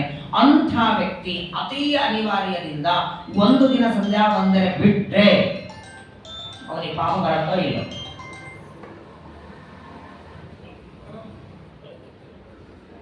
ಯಾಕೆ ಬರಲ್ಲ? ಅನಿವಾರ್ಯ ಅವನ ಕೈಯಲ್ಲಿ ಇಲ್ಲ. ದೇವರು ಅವತ್ತು ಒಂದು ದಿನ ಸಂಧ್ಯಾ ವಂದನೆ ಬಿಟ್ಟದ್ದು ನೋಡಲ್ಲ. ದೇವರ ದೊಡ್ಡ ಗುಣ ನೋಡಿ. ನಮಗೂ ದೇವರಿಗೂ ವ್ಯತ್ಯಾಸ. ನಮ್ಮಲ್ಲಿ ಇರುವ ತಪ್ಪುಗಳನ್ನು ನೋಡಲ್ಲ, ಗುಣ ಒಂದು ನೋಡುತ್ತಾನೆ ದೇವರು. ಮನುಷ್ಯರ ಸ್ವಭಾವ ತಪ್ಪೇ ನೋಡೋದು, ಬರೀ ತಪ್ಪು ನೋಡೋದಲ್ಲ, ತಪ್ಪುಗಳನ್ನೇ ನೋಡೋದು. ಬಹಳ ದೊಡ್ಡ ಗುಣ ದೇವರದು. ವಾಸ್ತವಿಕವಾಗಿ ನಮ್ಮ ತಪ್ಪುಗಳನ್ನೇನಾದರೂ ದೇವರು ನೋಡಿದ್ದಾದ್ರೆ ನಮ್ಮ ಭಾಗವತ್ ಕೇಳೋದಕ್ಕೆ ಕೂಡಿಸಲೇಬಾರ್ದಾಗಿದ್ದೇವೆ. ಏನೋ ಹರಟೆ ಹೊಡಿತಾ, ಯಾರ್ದೋ ಚಾಟಿ ಹೇಳ್ತಾ, ಏನೋ ಮಾಡ್ತಾ, ಟೈಮ್ ಪಾಸ್ ಮಾಡಿ ಕಾಲ ಹರಟ ಮಾಡೋ ಹಂಗೆಲ್ಲೂ ಒಗಿಬೇಕಾಗಿ. ಆದರೂ ನಮ್ಮ ಅನಂತ ಅನಂತ ಅಪರಾಧಗಳನ್ನು ಕ್ಷಮಾ ಮಾಡಿ ನಮ್ಮ ಭಕ್ತಿದ್ದಾನೆ ಅಂತ ಹೇಳಿ ತಂದು ಇಲ್ಲಿ ಕೂಡಿಸಿ ಎರಡು ಮಾತು ಕಿವಿಗೆ ಹಾಕ್ತಿದ್ದಾನಲ್ಲ ದೇವರು. ಬಹಳ ಮಹತ್ವದ ಮಾತು ಹೇಳ್ತಾರೆ. ನಾರದರು ಧರ್ಮರಾಜನಿಗೆ ಹೇಳ್ತಾರೆ, ನಿಂದನ ಸ್ತವ ಸತ್ಕಾರ ನೆಕ್ಕಾರಾರ್ಥಂ ಕಲೇವರಂ ಪ್ರಧಾನ ಪರಯೋ ರಾಜನ್ನ ವಿವೇಕೇನ ಕಲ್ಪಿತಂ. ಬಹಳ ದೊಡ್ಡ ಗುಣ ದೇವರಲ್ಲಿ. ಇವತ್ತು ಮಾಡಿದ ಯಾವ ಯಾವ ತಪ್ಪುಗಳನ್ನು ದೇವರುಗಳು ಇವತ್ತು ಮಾಡಿದ ಪುಣ್ಯವೋ ಪಾಪವೋ ಶಿಕ್ಷೆ ಕೊಡ್ತಾರೆ. ಆದ್ರೆ ಇವತ್ತಿಂದ ಇವತ್ತೇ ಅಲ್ಲ, ನಾವೆಲ್ಲರೂ ತಪ್ಪು ತಿಳ್ಕೊಂಡೀವಿ. ಪೌಮಾನ ಹೋಮ ಮಾಡಿ ನಿಮ್ಮ ಮಗನ ಮದುವೆ ಆಗತ್ತೆ ಅಂತ ಆಚಾರ್ಯರು ಪೌಮಾನ ಹೋಮ ಮಾಡಿದ್ರೆ ಮಾರನೇ ದಿನ ಬಾಗಲ ಕಡೆ ನೋಡಿದ್ರೆ ಬರ್ತಾಳ ಕನ್ಯಾ ಅಂತ ಹೇಳಿದ್ರಲ್ಲ, ಹೋಮ ಆದ್ರೆ ಕನ್ಯಾ ಬರ್ತಾಳೆ ಅಂತ. ಸರ್ವಥ ಇಲ್ಲ. ಯಾವ ಕರ್ಮಕ್ಕೆ ಯಾವಾಗ ಫಲ ಕೊಡಬೇಕು ಕರ್ಮ ನಿಯಾಮಕನಾದ ದೇವರಿಗೆ ಬಿಟ್ಟದ್ದು. ಹಾಗಾಗಿ ಹಿಂದಿನ ಅನಂತ ಜನ್ಮಗಳಲ್ಲಿ ಮಾಡಿದ ಕರ್ಮಗಳ ಫಲ ಇವತ್ತು ಕೊಡ್ತಾನೆ. ಇವತ್ತು ಮಾಡಿ ಇನ್ಯಾವಾಗಲೂ ಕೊಡ್ತಾನೆ. ಹಾಗಾಗಿ ಪರಮಾತ್ಮ ಶಿಶುಪಾಲ ದೇವರು ಅವನನ್ನ ಉದರದಲ್ಲಿ ಪ್ರವೇಶ ಮಾಡಿಕೊಳ್ಳೋದಕ್ಕೆ ಕಾರಣ ಅವನು ಜಯ ಅನ್ನುವ ದ್ವಾರಪಾಲಕ. ಅವರಿಬ್ಬರು ಮೊದಲು ಹಿರಣ್ಯಾಕ್ಷ ಹಿರಣ್ಯಕಶಿಪಗಳು, ಆಮೇಲೆ ರಾವಣ ಕುಂಭಕರ್ಣ. ಈಗ ಮೂರನೇ ಜನ್ಮ ಶಿಶುಪಾಲ ದತ್ತಭಕ್ತರಾಗಿದ್ದಾರೆ ಅಂತ ನಾರದರು ರಾಜಸೂಯಾಗದ ಸಂದರ್ಭದಲ್ಲಿ ಹೇಳಿದರೆ, ಅಲ್ಲಿ ಕೂತಲ್ಲೇನೆ ಆ ರಾಜಸೂಯಾಗ ಮಾಡುತ್ತಾ ಇರುವಾಗಲೇ ಧರ್ಮರಾಜ ಕೇಳ್ತಾನೆ, ಹಾಗಾದ್ರೆ ಈ ಶಿಶುಪಾಲ ಅವನು ಹಿರಣ್ಯಕಶಿಪು ಆದಾಗ ಅವನಿಗೆ ಅನುಗ್ರಹ ಮಾಡೋದಕ್ಕೆ ದೇವರು ನರಸಿಂಹ ರೂಪದಿಂದ ಬಂದ ಕಥೆ ನನಗೆ ಹೇಳಿ. ವಾಸ್ತವಿಕವಾಗಿ ನರಸಿಂಹದೇವರ ಚರಿತ್ರೆ ನಾರದರು ಧರ್ಮರಾಜನಿಗೆ ಹೇಳಿ ಅಂತ ಪರೀಕ್ಷಿತನಿಗೆ ಶುಕಾಚಾರ್ಯ ಹೇಳ್ತಿದ್ದ. ಶುಕಾಚಾರ್ಯನು ಪರೀಕ್ಷಿತನಿಗೆ ಹೇಳ್ತಾ ಇರೋದು ಮೊದಲು ನರಸಿಂಹದೇವರ ಚರಿತ್ರೆ ಧರ್ಮರಾಜ ಹೇಳಿ. ಧರ್ಮರಾಜ ಯಾಕೆ ಹೇಳಿ ಹೋದ ನಾರದರಿಗೆ ಅಂದ್ರೆ, ರಾಜಸೂಯಾಗದಲ್ಲಿ ಶಿಶುಪಾಲನ ವಧ, ಅವನ ಜೀವವನ್ನು ಪರಮಾತ್ಮನ ಉದರದಲ್ಲಿ ಪ್ರವೇಶ ಮಾಡಿದ್ದನ್ನ ನೋಡಿ ಆಗ ನಾರದರಿಗೆ ಪ್ರಶ್ನೆ ಕೇಳ್ತಾನೆ. ಆಗ ಈ ಶಿಶುಪಾಲ ಮೊದಲು ಸನಕಾದಿಗಳ ಶಾಪದಿಂದ ದಿತಿದೇವಿಯ ಗರ್ಭದಲ್ಲಿ 100 ವರ್ಷವ ಗರ್ಭದಲ್ಲೇ ಇದ್ದು ಹುಟ್ಟಿ ಬರ್ತಾನೆ. ಹಿರಣ್ಯಾಕ್ಷ ಹಿರಣ್ಯಕಶಿಪುಗಳು ದಿತಿದೇವಿಯ ಗರ್ಭದಿಂದ ಹುಟ್ಟಬೇಕಾದ್ರೆ ಕೆಂಡದ ಮಳೆ ಬೀಳ್ತಿತ್ತನು. ಅಲ್ಲಲ್ಲಿ ನಾಯಿಗಳು ನರಿಗಳು ಒದರಬೇಕು, ಗೂಗೆಗಳೆಲ್ಲ ಒದರಬೇಕು. ಒಬ್ಬ ಸಾತ್ವಿಕ ವ್ಯಕ್ತಿ ಭೂಮಿಗೆ ಬರಬೇಕಾದರೂ ಭೂಮಿಯ ವಾತಾವರಣ ಬೇರೆ ಇರ್ತದೆ.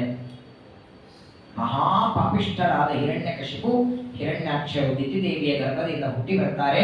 ಹಿರಣ್ಯಾಕ್ಷನನ್ನ ವರಾಹ ರೂಪದಲ್ಲಿ ಪರಮಾತ್ಮ ಸಂಹಾರ ಮಾಡ್ತಾನೆ. ಸಮಗ್ರವಾದ ಪೃಥ್ವಿಯನ್ನೇ ರಸಾತಲದಲ್ಲಿ ಮುಳುಗಿಸಿಟ್ಟಿದ್ದ ಆ ಪೃಥ್ವಿಯನ್ನು ತರುವಾಗ ಹಿರಣ್ಯಾಕ್ಷನನ್ನ, ಅದನ್ನು ನೀವು 3ನೇ ಸ್ಕಂದದಲ್ಲಿ ಈಗಾಗಲೇ ಕೇಳಿದ್ದೀರಿ. ಇಬ್ಬರು ಹಿರಣ್ಯಾಕ್ಷರು ಅಂತ ಶ್ರೀಮದಾಚಾರ್ಯರು ಭಾಗವತ ತಾತ್ಪರ್ಯದಲ್ಲಿ ಹೇಳ್ತಾರೆ. ಆದಿ ಹಿರಣ್ಯಾಕ್ಷ ಬ್ರಹ್ಮದೇವರ ಮಗ, 2ನೇ ಬಾರಿ ಅವನೇ ಮತ್ತೆ ದಿತಿದೇವಿಯ ಗರ್ಭದಿಂದ ಬರ್ತಾನೆ.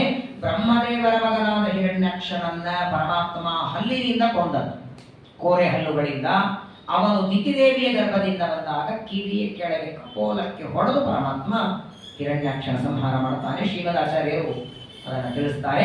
ಅಂತೂ ಹಿರಣ್ಯಾಕ್ಷನನ್ನ ವರಾಹ ರೂಪದಿಂದ ಕೊಂದ ಮೇಲೆ ಹಿರಣ್ಯಾಕ್ಷನ ದೇಹವನ್ನು ಇಟ್ಟುಕೊಂಡು ಅಳ್ತಾ ಇದ್ದಾರೆ. ಎಲ್ಲರೂ ಅಳ್ತಾರೆ.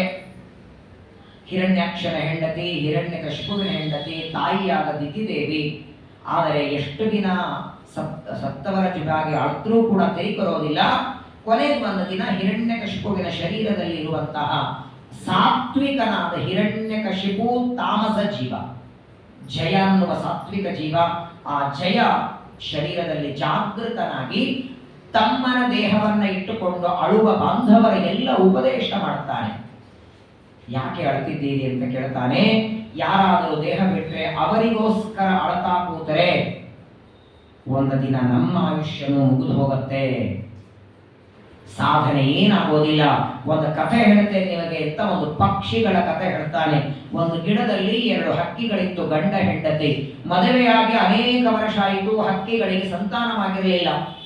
ಕೆಲವು ದಿನಗಳಾದ ಮೇಲೆ ಹೆಂಡತಿ ಗರ್ಭಿಣಿಯಾದ್ಲು. ಆ ಗಂಡು ಹಕ್ಕಿಗೆ ಏನಾದರೂ ಮಾಡಿ ತನ್ನ ಹೆಂಡತಿಗೆ ಸಂತೋಷ ಪಡಿಸಬೇಕು. ಯಾವಾಗ ಇವಳು ತನ್ನ ಮಕ್ಕಳಿಗೆ ಜನ್ಮ ಕೊಡ್ತಾಳೆ ಅಂತ ಗೊತ್ತಾಯಿತೋ ಅವತ್ತು ಆ ಹೆಣ್ಣು ಹಕ್ಕಿಗೆ ಹೇಳ್ತದೆ, ನೀನು ಆಹಾರಕ್ಕಾಗಿ ಹೋಗಬೇಡ, ನಾನು ಮಾತ್ರ ಹೋಗ್ತೇನೆ, ನೀನು ಮನೆಯಲ್ಲೇ ಇರುವಂತ. ಕೊನೆಗೆ ಒಂದು ದಿನ ಆ ಗಂಡು ಹಕ್ಕಿ ಆಹಾರ ತರೋದಕ್ಕೆ, ಬಾಯಿಯಲ್ಲಿ ಕಾಳುಗಳನ್ನು ತರೋದಕ್ಕೆ ದೂರ ಹಾರಿ ಹೋಗ್ತದೆ. ಎಲ್ಲಿ 2 ಹಕ್ಕಿಗಳು ಗೂಡು ಕಟ್ಟಿವೆ ಆ ಗಿಡದ ಕೆಳಗೆ ಒಬ್ಬ ಬೇಡರವನ ಚಾಲ ಹಾಕಿದ್ದಾನೆ, ಸ್ವಲ್ಪ ಅಕ್ಕಿ ಕಾಳುಗಳನ್ನು ಹಾಕಿದ್ದಾನೆ. ಅದನ್ನ ನೋಡಿದ ಹೆಣ್ಣು ಹಕ್ಕಿ, ಇಲ್ಲೇ ಕೆಳಗಡೆ ಧಾನ್ಯ ಇದೆ, ಯಾಕಷ್ಟ ನನ್ನ ಗಂಡ ದೂರ ಹೋಗಿದ್ದಾನೆ ಅಂತ ವಿಚಾರ ಮಾಡಿ ಕೊನೆಗೆ 2 ಮರಿಗಳಿಗೆ ಜನ್ಮ ಕೊಡುತ್ತದೆ. ಆ ಬೇಡರವ ಅನಾಯಾಸವಾಗಿ ಅಕ್ಕಿಗಳನ್ನು ಹಾಕಿದ್ದ. ಆ ಅಕ್ಕಿಗಳನ್ನ ನೋಡಿ, ಧಾನ್ಯಗಳನ್ನ ನೋಡಿ ಆ ಹೆಣ್ಣು ಹಕ್ಕಿ ಕೆಳಗೆ ಬರ್ತದೆ. ಅದನ್ನು ಜಾಲದಲ್ಲಿ ಹಾಕಿದ, ಮರಿಗಳನ್ನು ಹಾಕ್ತಾನೆ. ಆದರೆ ಈ ಗಂಡು ಹಕ್ಕಿಯು ದೂರದಿಂದ ತಂದು ತನ್ನ ಹೆಂಡತಿ ಮಕ್ಕಳು ಜಾಲದಲ್ಲಿ ಬಿದ್ದದನ್ನು ನೋಡಿ ಅಳ್ತಾ ಅಳ್ತಾ ಮೈ ಮರೆತು ಬಿಡುತ್ತದೆ. ಆ ಪಕ್ಷಿಗೂ ಪ್ರಾಣಿಗೂ ಆ ಹಕ್ಕಿಗೂ ಬಾಣವನ್ನು ಹಾಕ್ತಾನೆ. ಈ ಕಥೆಯಿಂದ ಏನ್ ತಿಳಿಸ್ತಾರೆ? ಯಾರಾದರೂ ದುಃಖದಲ್ಲಿದ್ದರೆ ಅವರಿಗೋಸ್ಕರ ಅಳತಾ ಕಾಲ ಕಳೆದರೆ ನಾವು ಮಾಡಬೇಕಾದ ಸಾಧನೆಯು ನಿಂತು ಹೋಗುತ್ತೆ. ಮುಂದೊಂದು ದಿನ ಯಮದೂತರು ಬರ್ತಾರೆ. ಪರವಾಗಿಲ್ಲ, ಹೆಂಡತಿಯನ್ನು ಕಳ್ಕೊಂಡಿದ್ದೀನಿ, ಅಜನಾಮರಾಗಿರುವಂತ ಅವರು ಹೋದದ್ದಾಯ್ತು, ನೀನು ರೆಡಿ ಅಂತಾರೆ ಅಷ್ಟೇ. ಹಾಗಾಗಿ ಎಲ್ಲರೂ ಇವತ್ತಿಲ್ಲ ನಾಳೆ ಹೋಗಬೇಕು, ಹೋಗುವಾಗ ಎಲ್ಲ ಒಪ್ಪಿಸ್ಬಿಟ್ಟೆ ಹೋಗೋದಿಲ್ಲಿಂದ ಯಾಕೆ ದುಃಖ ಪಡ್ತೀರಿ ಅಂತ ಹೇಳಿ ಇಷ್ಟು ಹೇಳಿದರೂ ತನ್ನ ಬಾಂಧವರಿಗೆ ಸಮಾಧಾನ ಆಗಲಿಲ್ಲ. ಆಗ ಒಂದು ಕಥೆ ಹೇಳ್ತಾನೆ. ಉಶೀನರ ಅಂತ ಒಂದು ದೇಶ, ಅಲ್ಲಿ ಸುಯಜ್ಞ ಅಂತ ಒಬ್ಬ ರಾಜ ಇದ್ದ. ನೋಡಿ, ಹೆಸರೇ ಚೆನ್ನಾಗಿತ್ತು ಅವನಿಗೆ, ಸುಯಜ್ಞ. ಅನೇಕ ಯಜ್ಞ ಮಾಡಿದ್ದ. ಒಂದು ದಿನ ಶತ್ರುಗಳು ಆಕ್ರಮಣ ಮಾಡ್ತಾರೆ, ಸುಯಜ್ಞನ ಮೇಲೆ ಆಕ್ರಮಣ ಮಾಡ್ತಾರೆ. ಯುದ್ಧದಲ್ಲಿ, ರಣರಂಗದಲ್ಲಿ ಸುಯಜ್ಞ ಸತ್ತೋಗಿ ಬಿಡ್ತಾನೆ. ಆ ಸಂದರ್ಭದಲ್ಲಿ ಸುಯಜ್ಞನಿಗೆ ಅನೇಕ ಜನ ಮಡದಿಯರು ಅವರೆಲ್ಲರೂ ತಮ್ಮ ಗಂಡನ ದೇಹವನ್ನು ಇಟ್ಕೊಂಡು ಅಳುವಾಗ ಎಷ್ಟು ಜೋರಾಗಿ ಅಳುತ್ತಿದ್ರಂದ್ರೆ, ಸುಯಜ್ಞನ ಮಡದಿಯರು ಗಂಡ ಸತ್ತ ಮೇಲೆ ಆದ್ರೆ ಅವರ ಅಳುವ ಧ್ವನಿ ಯಮಲೋಕದಲ್ಲಿ ಯಮದೇವರಿಗೆ ಕೇಳಿಸಿದ್ದಾನೆ. ಪ್ರಾಯ ಯಾರಾದರೂ ಹೋದಾಗ ಅಳತಾರೆ ನೋಡಿ, ಅಳೋದ್ರಲ್ಲೂ ಬಹಳ ವ್ಯತ್ಯಾಸ ಇದೆ. ಗೋಪಿಕಾಸ್ತ್ರೀಯರು ಹೇಗೆ ಹತ್ರು ಅಂತ ಭಾಗವತ ಹೇಳುತ್ತಲ್ಲ, ರೂರುದುಹು ಸುಸ್ವರಂ ರಾಜನ್ ಕೃಷ್ಣ ದರ್ಶನ ನಾಲಸ. ಗೋಪಿಕಾಸ್ತ್ರೀಯರ ಅತ್ತತ್ತು ಈ ಹಳ್ಳಿ ಊರ್ ಕಡೆ ನೋಡ್ಬೇಕು ನೀವು.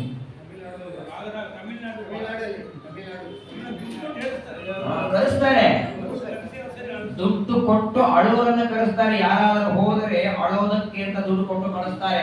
ಆ ವ್ಯಕ್ತಿಗಳು ಅಳುವಾಗ ಯಾರ ಸಲುವಾಗಿ ಅಳ್ತಾರೋ ಅವರು ಬದುಕಿದ್ದಾಗ ಏನೇನು ಮಾಡಿದ್ರು ಎಲ್ಲ ನೆನೆಸ್ಕೊಂಡು ಅಳ್ತಾರೆ.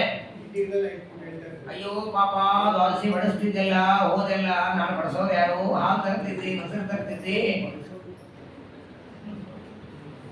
ಒಬ್ಬ ಒಂದು ಹಳ್ಳಿ ಊರಲ್ಲಿ ಒಬ್ಬ ಹೆಣ್ಮಗಳಿದ್ದು. ಹಳ್ಳಿ ಜನ ಅಂದ್ರೆ ಬಹಳ ತಿಳುವಳಿಕೆ ಇರಲ್ಲ ಅವರಿಗೆ. ಏನೋ ಪ್ರಾರಬ್ಧ ಜನ್ಮಾಂತರದ ಕರ್ಮ, ಗಂಡ ಸತ್ತು ಹೋಗಿಬಿಟ್ಟ. ಗಂಡನ ಶರೀರ ಇಟ್ಕೊಂಡು ಎಲ್ಲರೂ ದುಃಖ ಪಡ್ತಿದ್ದಾರೆ. ಎಲ್ಲಾರು ಊರಿನ ಜನ ಎಲ್ಲ ಬಂದು ಅಯ್ಯೋ ಪಾಪ ಅಂದ್ಬೇಕು. ಆ ಊರೊಳಗೆ ದೊಡ್ಡ ಸರ್ಪಂಚ್ ಇದ್ದ, ಊರಿನ ಎಲ್ಲ ಮುಖ್ಯಸ್ಥ. ಅವರು ಬಂದ ಕೈಯಲ್ಲಿ ಮಾಲೆ ತಗೊಂಡು ಇವ್ರಿಗೆ ಹಾಕೋದ. ಆ ಸತ್ತ ವ್ಯಕ್ತಿ ಹೆಂಡತಿ ಅಂತಾಳೆ, ನೋಡು ನೀನು ನೋಡೋದಕ್ಕೆ ಯಾರು ಬಂದಿದ್ದಾರೆ? ಊರಿನ ಸರ್ಪಂಚ್ ಬಂದಿದ್ದಾರೆ. ಮಾತಾಡ್ಸೋ ಜೊತೆಗೆ ಏನ್ರೆ ಹೆಣಕ್ಕೆ ಅದೇ ಮಾತಾಡ್ತದೆ. ಮಾತಾಡು, ಯಾಕೆ ಮಾತಾಡ್ಲಿಕ್ಕಾಗಲ್ವ? ಒಂದು ಕೆಲಸ ಮಾಡು, ಅವರಿಗೂ ಅಲ್ಲೇ ಕರ್ಕೊ, ಅಲ್ಲೇ ಮಾತಾಡ್ರಿ ಇಬ್ರು. ಪ್ರಾಣೇಶ್ ಹೇಳಿರ್ತಾರ, ಅಲ್ಲೇ ಕರ್ಕೊ, ಅಲ್ಲೇ ಮಾತಾಡ್ರಿ ಇಬ್ರು ಅಂತ ಸರ್ಪಂಚ್ ಹಾರ ಬಗೆದು ಹೋದ್ರಂತ. ಅಲ್ಲಿ ಈ ಸುಯಜ್ಞನ ಮಡದಿಯರು ಅಳುತ್ತಿದ್ರೆ ಸಾಕ್ಷಾತ್ ಯಮದೇವರು ಬ್ರಹ್ಮಚಾರ್ಯ ವೇಷ ಹಾಕೊಂಡು ಬಂದ್ರಂತ. 8 ವರ್ಷದ ಬಾಲಕ, ಒಳ್ಳೆ ಮುದ್ದಾದ ಮುಖ, ಉತ್ತಮವಾದ ಅಂಗಾರಾಕ್ಷತೆ, ಶಿಖಾ ಬಿಟ್ಟಿದ್ದಾರೆ, ಜನಿವಾರ ಹಾಕೊಂಡಿದ್ದಾರೆ. ಎಲ್ಲಾ ಜೀವರಾಶಿಗಳಿಗೆ ಯಮಲೋಕದಲ್ಲಿ ಶಿಕ್ಷೆ ಕೊಡುವ ಯಮದೇವರು ಸ್ವತಃ ತಾವೇ ಬ್ರಹ್ಮಚಾರಿಯಾಗಿ ಯಾವ ಯುದ್ಧ ಭೂಮಿಯಲ್ಲಿ ಸುಯಜ್ಞನ ದೇಹ ಬಿದ್ದಿದೆ, ಅವರ ಮಡದಿಯರು ಅಳುತ್ತಿದ್ದಾರೆ, ಅಲ್ಲಿಗೆ ಬಂದು ಆ ಸುಯಜ್ಞನ ಮಡದಿಯರಿಗೆ ಅಂತಾರೆ, ಯಾಕೆ ಅಳುತ್ತಿದ್ದೀರಿ, ಏನಾಗಿದೆ? ಸುಯಜ್ಞನ ಹೆಂಡಂದ್ರೆ ಹೇಳ್ತಾರೆ, ಬಂದದ್ದು ಯಮದೇವರು ಅಂತ ಗೊತ್ತಿಲ್ಲ, ಬಹಳ ಚೆನ್ನಾಗಿದ್ದ ನಮ್ಮ ಗಂಡ, ನಮ್ಮನ್ನು ಚೆನ್ನಾಗಿ ನೋಡ್ಕೋತಿದ್ದ. ದುರ್ಮರಣದಿಂದ ಯುದ್ಧದಲ್ಲಿ ಸತ್ತೋಗಿಬಿಟ್ಟ. ಅವನು ಹೋದದ್ದಕ್ಕೆ ದುಃಖ ಆಗ್ತಾ ಇದೆ ಅಂದಾಗ ಯಮದೇವರು ಬಹಳ ಸುಂದರವಾಗಿ ಉಪದೇಶ ಮಾಡ್ತಾರೆ. ಯಮದೇವರಂತಾರೆ, ಇವತ್ತಲ್ಲ 10 ವರ್ಷ ಇಲ್ಲೇ ಕೂತು ಹತ್ತು ತಿರುಗಿ ಬರ್ತಾನವನು. ಅಳುವ ಮಕ್ಕಳಿಂದ ಹೋದವರೆಲ್ಲ ತಿರುಗಿ ಬರ್ತಿದೆ, ಎಲ್ಲರೂ ಅದನ್ನೇ ಮಾಡೋರಪ್ಪ. ಯಾವ ವಸ್ತು ಎಷ್ಟೊತ್ತಿರಬೇಕು ಅಂತ ಅಲ್ಲಿಂದ ಕೊಡುವಾಗಲೇ ದೇವರು ಡಿಸೈಡ್ ಮಾಡ್ತಾನೆ. ಈ ಬೇಸಿಗೆಯಲ್ಲಿ ಅರವಟ್ಟಿಗೆ ಅಂತ ಮಾಡ್ತಾರೆ, 4 ಕಡೆಯಿಂದ ಜನ ಬಂದು ನೀರು ಕುಡಿತಾರಲ್ಲ, ಮಹಾರಾಷ್ಟ್ರದಲ್ಲಿ ಬಹಳ ಇರ್ತದೆ. ಒಬ್ಬರು ಪೂರ್ವದಿಂದ, ಪಶ್ಚಿಮದಿಂದ, ದಕ್ಷಿಣದಿಂದ, ಉತ್ತರದಿಂದ, ಯಾರು ಪರಿಚಯ ಇರಲ್ಲ, 4 ದಿಕ್ಕಿನಿಂದ ಬರ್ತಾರೆ, ನೀರು ಕುಡಿತಾರೆ. ಏನ್ ಹೆಸರು, ಎಲ್ಲಿರ್ತೀರಿ ಅಂತ ಕೇಳ್ತಾರೆ, ಮಾತಾಡಿಸ್ತಾರೆ, ಹೊರಟು ಬಿಡ್ತಾರೆ. ನೋಡಿ, ಹಾಗೆ ಈ ಸಂಸಾರ. ಎಲ್ಲಿಂದೋ ತಂದೆ, ಇನ್ನೆಲ್ಲಿಂದೋ ತಾಯಿ, ಇನ್ನೆಲ್ಲಿಂದೋ ಹೆಂಡತಿ. ಮದುವೆ ಆಗೋದಕ್ಕಿಂತ ಮೊದಲು ಅವ್ರಿಗೆ ಹೆಂಡತಿ ಆಗ್ತಾರೆ ಅಂತ ಗೊತ್ತಿತ್ತ? ಏನು ಗೊತ್ತಿಲ್ಲ, ಎಲ್ಲಿಂದೋ ಬರ್ತದೆ, ಮದುವೆ ಆಗುತ್ತೆ, ಮಕ್ಕಳಾಯ್ತು, ಇವತ್ತು 60 ವರ್ಷ ಜೊತೆಗೆ ಇರ್ತೀವಿ, ಮುಗಿತು ಅಂದ್ರೆ ಹೊರಡ್ತಾ ಇರ್ಬೇಕು. ಹೋಗೋರ ಜೊತೆಗೆ ಇಲ್ಲಿದ್ದವ್ರು ಹೋಗಲ್ಲ, ಇರಿಸುವಾಗ ಅವ್ರು ಇರಲಿರಲ್ಲ. ಪಥಿಚ್ಯುತಂ ತಿಷ್ಠತಿ ತಿಷ್ಠ ರಕ್ಷಿತಂ ಗ್ರಹೇ ಸ್ಥಿತಂ ತದ್ವಿಹತಂ ವನ ವಿನಶ್ಯತಿ ಜೀವತ್ಯನಾಥೋಪಿ ತದೀಕ್ಷಿತೋ ವನೆ ಗ್ರಹೇಪಿ ಸುಪ್ತೋಸ್ಯ ಹತೋ ನ ಜೀವತಿ. ಸುಯಜ್ಞನ ಮಡದಿಯರಿಗೆ ಯಮದೇವರ ಉಪದೇಶ ನೋಡಿ, ಒಂದೇ ಮಾತಾಡ್ತಾರೆ. ಯಾವುದೇ ಪ್ರಾಣಿ ಇರಲಿ, ಪಕ್ಷಿ ಇರಲಿ, ಮನುಷ್ಯರಿರಲಿ, ಯಾವುದೇ ವಸ್ತು ಅದು ದೇವರು ರಕ್ಷಣೆ ಮಾಡ್ತಿದ್ದ ಅಂದ್ರೆ ಅದು ದಾರಿಯಲ್ಲಿ ಬಿದ್ದರೂ ಸುರಕ್ಷಿತವಾಗಿರ್ತದೆ. ಸುಮಾರು ಶುಕ್ರವಾರ ಬೆಳಗ್ಗೆ 11:30 ನನ್ನ ಕೈಯಲ್ಲಿದ್ದ ಕಡಗ ರೋಡ್ ಮೇಲೆ ಬಿದ್ದಿತ್ತು.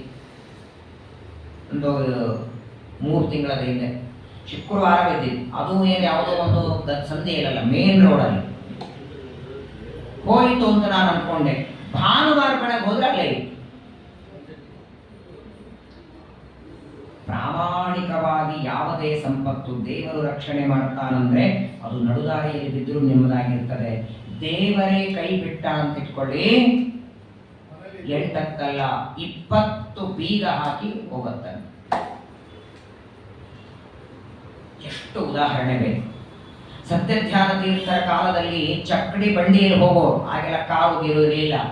ಒಂದು ಬಂಡಿಯೊಳಗೆ ಉತ್ತರಾದಿ ಮಠದ ದೊಡ್ಡದಾದಂತಹ ವಜ್ರಮಂಟಪ, ಆಗಿನ ಕಾಲದಲ್ಲಿ ವಜ್ರಮಂಟಪ ಅಂದ್ರೆ ಒಂದು ಬಂಡಿಯಲ್ಲಿ ಸತ್ಯಧ್ಯಾನರು, ರಾಮದೇವರ ಪೆಟ್ಟಿಗೆ. ಆ ವಜ್ರಮಂಟಪ ಕಳಿಸ್ಬೇಕು ಅಂದ್ರೆ ಎಲ್ಲ ಎತ್ತಿನ ಗಾಡಿ ಫುಲ್ ಆಗಿದೆ. ಒಂದು ಬಂಡಿ ಇತ್ತು, ಆ ಬಂಡಿಯೊಳಗೆ 8 ಜನ ವಿದ್ಯಾರ್ಥಿಗಳಿಗೆ ಪಾಠ ಹೇಳ್ತಿದ್ರು. ಹೋಗುವಾಗ ಆ ವಿದ್ಯಾರ್ಥಿಗಳಿಗೆ ಪಾಠ ಚಕ್ಕಡಿ ಬಂಡಿಯಲ್ಲಿ. ದಿವಾನ್ ಅಂತಾರೆ, ಈ ವಜ್ರಮಂಟಪ ಈ ಬಂಡಿಯಲ್ಲಿ ಇಟ್ಕೊಂಡು ಹೋಗಬೇಕು. ಇಲ್ಲಿ ವಿದ್ಯಾರ್ಥಿಗಳಂತಾರೆ, ಪಾಠಕ್ಕೆ ತೊಂದರೆ ಆಗುತ್ತೆ, ಅಲ್ಲಿ ಹೋಗೋವರೆಗೆ ಪಾಠ ಆಗತ್ತೆ, ಬೇರೆ ಒಂದು ಬಂಡಿ ಮಾಡಿ. ಇಲ್ಲ, ಬೇರೆ ಬಂಡಿ ಮತ್ತದಕ್ಕೆಲ್ಲ ದುಡ್ಡು ಕೊಡಬೇಕಾಗತ್ತೆ, ಹೇಗೋ ಹೋಗ್ತಿದ್ದೀರಿ, ನಿಮ್ಮ ಜೊತೆಗೆ ವಜ್ರಮಂಟಪ ಒಯ್ಯಿರಿ ಅಂತ ಪಾಠಕ್ಕಾಗಿ ಇರುವ ಎತ್ತಿನ ಬಂಡಿಯೊಳಗೆ ವಜ್ರಮಂಟಪವನ್ನಿಟ್ಟು ಕಳಿಸ್ತಾರೆ. ಹೋಗಬೇಕಾದರೆ ನಡುದಾರಿಯಲ್ಲಿ ವಜ್ರಮಂಟಪ ಕೆಳಗಿಳಿಸಿಟ್ಕೊಂಡ್ರದ್ದವು. ನಟ್ಟ ನಡುವಲ್ಲಿ ವಜ್ರಮಂಟಪ ಇಳಿಸಿಟ್ಟು ಹೋಗ್ಬೇಕಾದ್ರೆ ಶಿಷ್ಯರು ಹಿಂದಿನಿಂದ ದಿವಾನ್ಗಳು ಹೋಗುವಾಗ ನೋಡುತ್ತಾರೆ, ಅಲ್ಲೇ ಇದೆ.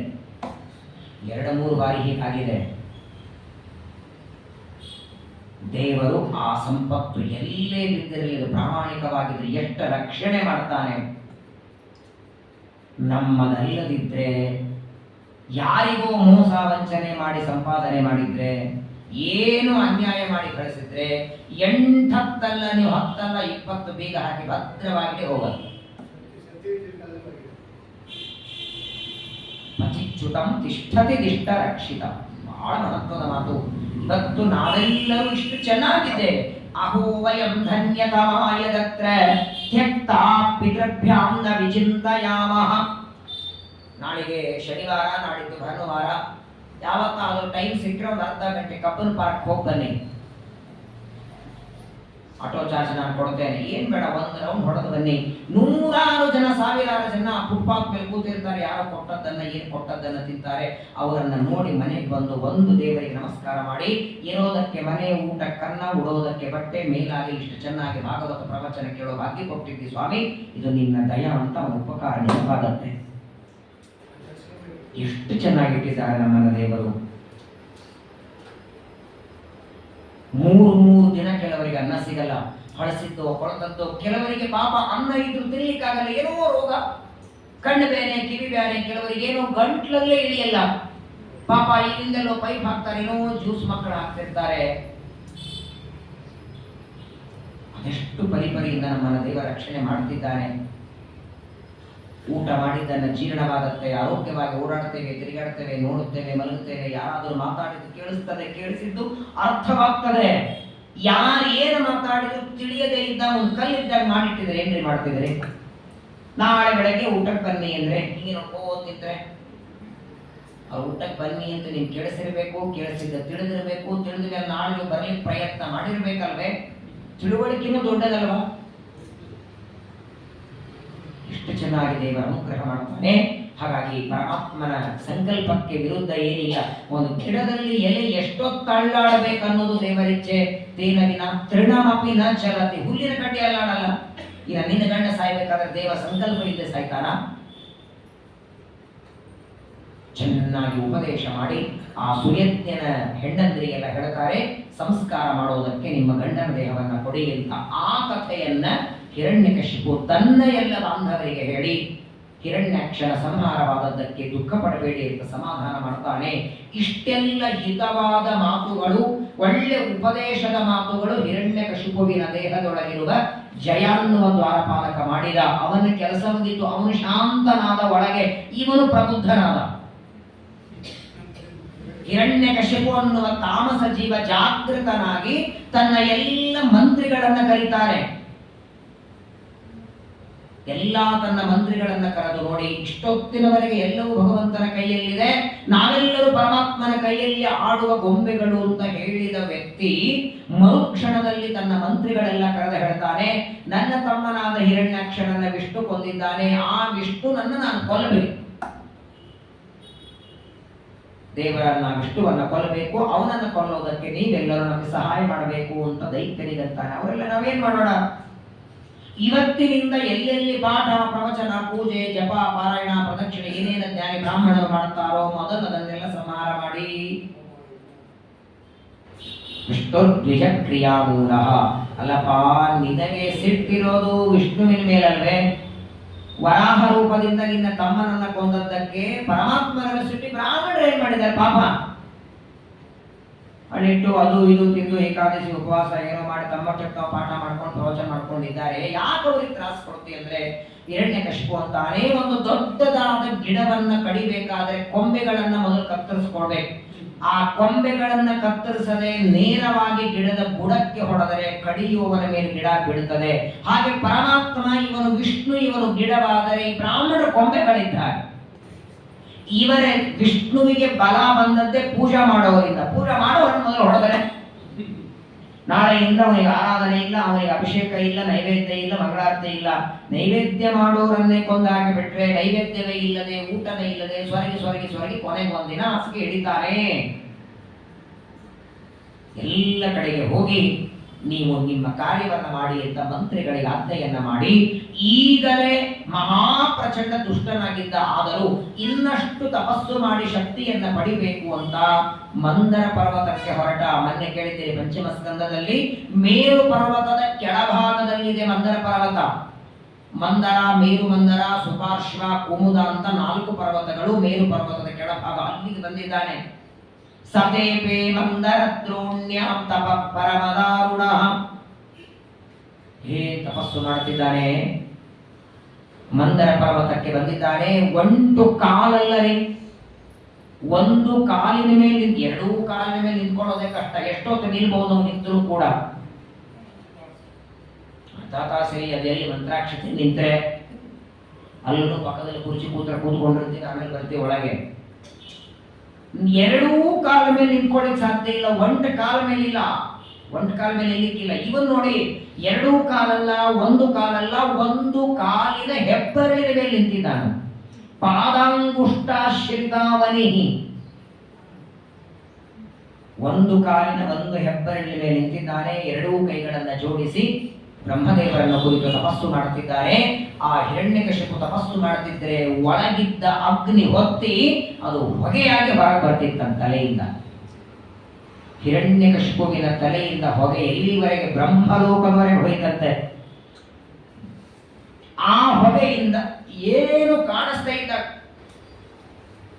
ಸೂರ್ಯ, ಚಂದ್ರ, ಅಗ್ನಿ, ನಕ್ಷತ್ರ ಯಾವುದೂ ಕಾಣದೇ ಇದ್ದ ರೀತಿಯೊಳಗೆ ಹಿರಣ್ಯಕಶಿಪುವಿನ ದೇಹದಿಂದ ಹೊಗೆ ಬರ್ತಿದೆ. ಎಷ್ಟು ದೀರ್ಘವಾಗಿ ತಪಸ್ಸು ಮಾಡುತ್ತಿದ್ದಾನೆ. ಕಣ್ಣು ಮುಚ್ಚಿದ್ದಾನೆ. ಒಳಗಿದ್ದಂತಹ ರಕ್ತ ಮಾಂಸಗಳೆಲ್ಲ ಇರುವೆಗಳ ತಿಂದು ಹೋಗಿದೆ. ಎಚ್ಚರಿಲ್ಲ ಅವನಿಗೆ. ಅಷ್ಟು ಘೋರವಾಗಿ ತಪಸ್ಸು ಮಾಡುತ್ತಿದ್ದಾನೆ. ಹಿರಣ್ಯಕಶಿಪುವಿನ ತಪಸ್ಸನ್ನ ನೋಡಿ ಎಲ್ಲ ದೇವತೆಗಳು ಬ್ರಹ್ಮದೇವರ ಹತ್ರ ಹೋಗ್ತಾರೆ. ಸ್ವಾಮಿ, ನಿಮ್ಮ ಭಕ್ತ ತಪಸ್ಸು ಮಾಡುತ್ತಿದ್ದಾನೆ, ಬೇಗ ಹೋಗಿ ದರ್ಶನ ಕೊಡಿ.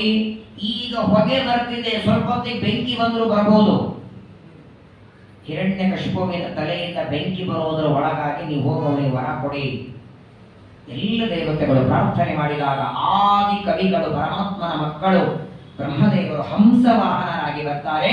ಎಲ್ಲಿ ಮಂದರ ಪರ್ವತದ ಮೇಲೆ ತಪಸ್ಸು ಮಾಡುತ್ತಿದ್ದ ಅಲ್ಲಿಗೆ ಬಂದರಂತೆ ಬ್ರಹ್ಮದೇವರು. ಉತ್ತಿಷ್ಠೋತ್ತಿಷ್ಠ ಭದ್ರಂತೆ ತಪಸ್ಸಿದ್ದೋದಿ ಕಾಶ್ಯಪ. ಎಳಪ ಕಶ್ಯಪರ ಮಗನೇ, ನಿನ್ನ ತಪಸ್ಸು ಪರಿಪೂರ್ಣ ಆಯಿತು, ನಿನಗೆ ಅನುಗ್ರಹ ಮಾಡೋದಕ್ಕೆ ಬಂದಿದ್ದೇನೆ, ನಿನಗೆ ಅಪೇಕ್ಷಿತವಾದ ವರವನ್ನು ಕೊಡ್ತೇನೆ ಹೇಳು ಅಂತ ಬ್ರಹ್ಮದೇವರು ತಪಸ್ಸು ಮಾಡುವ ಹಿರಣ್ಯಕಶಿಪುನನ್ನ ಎಬ್ಬಿಸ್ತಾರೆ.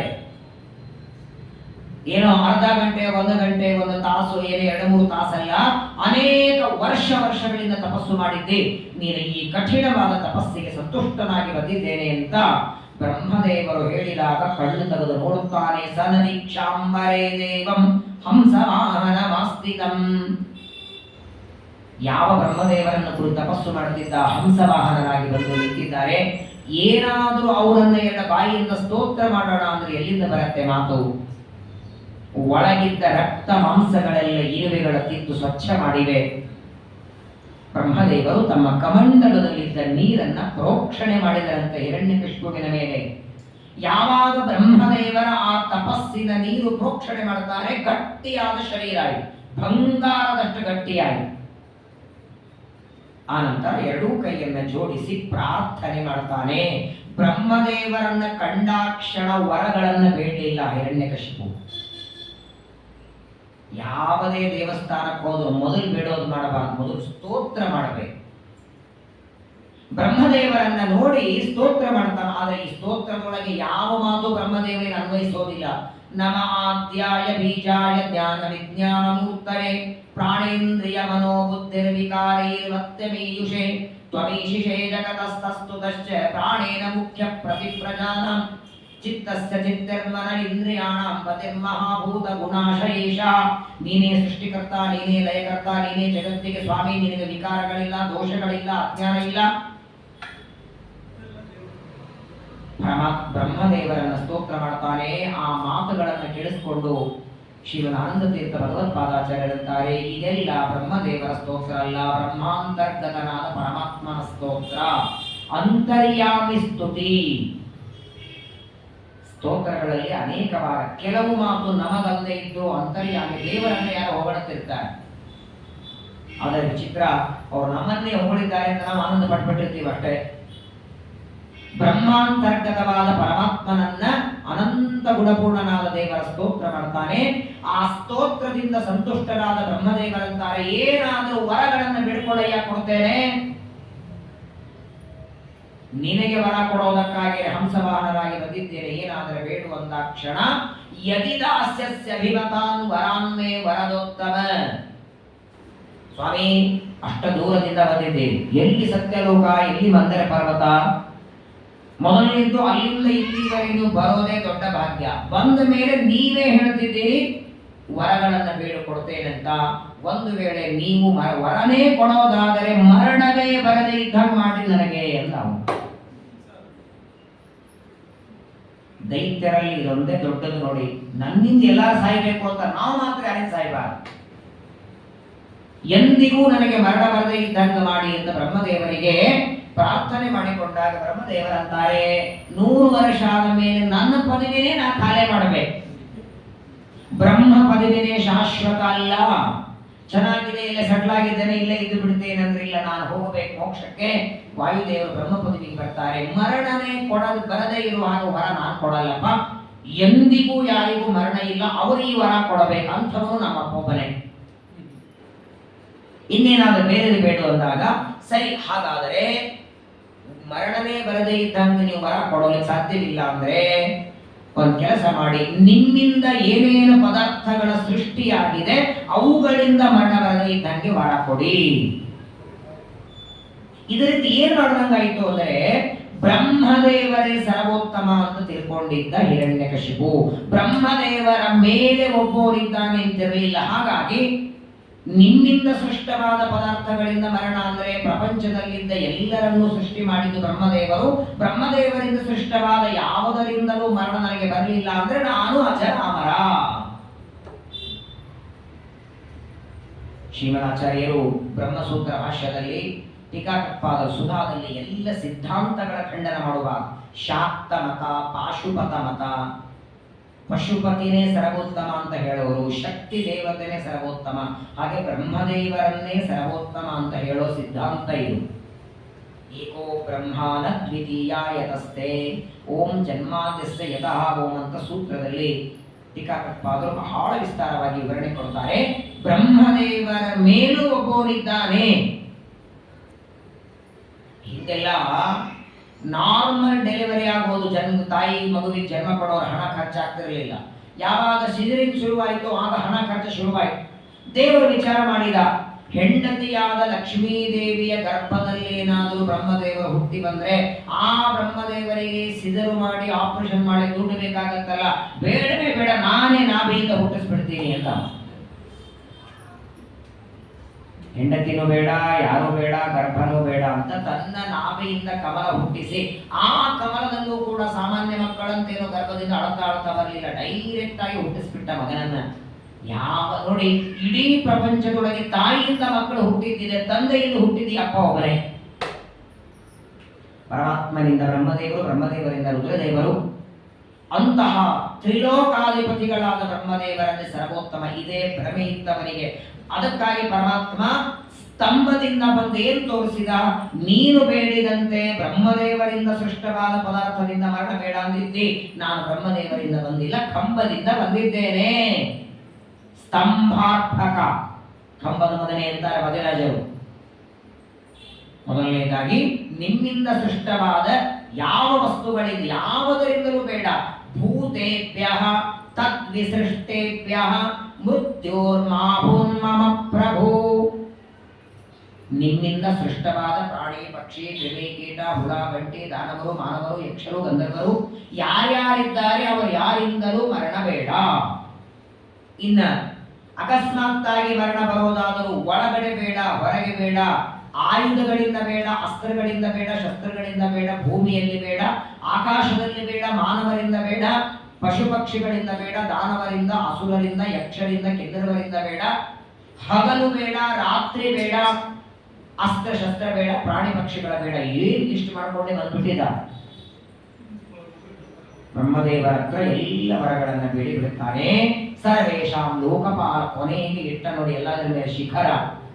ಎಲ್ಲಾ ವರಗಳನ್ನ ಬೇಡೋದನ್ನ ಬೇಡಿ ಕೊನೆಗಂತಾನೆ ಭೂಲೋಕ, ಭುವರ್ಲೋಕ, ಸ್ವರ್ಗಲೋಕ, ಮೂರು ಲೋಕಕ್ಕೆ ನಾನೇ ಒಡೆಯನಾಗಬೇಕು.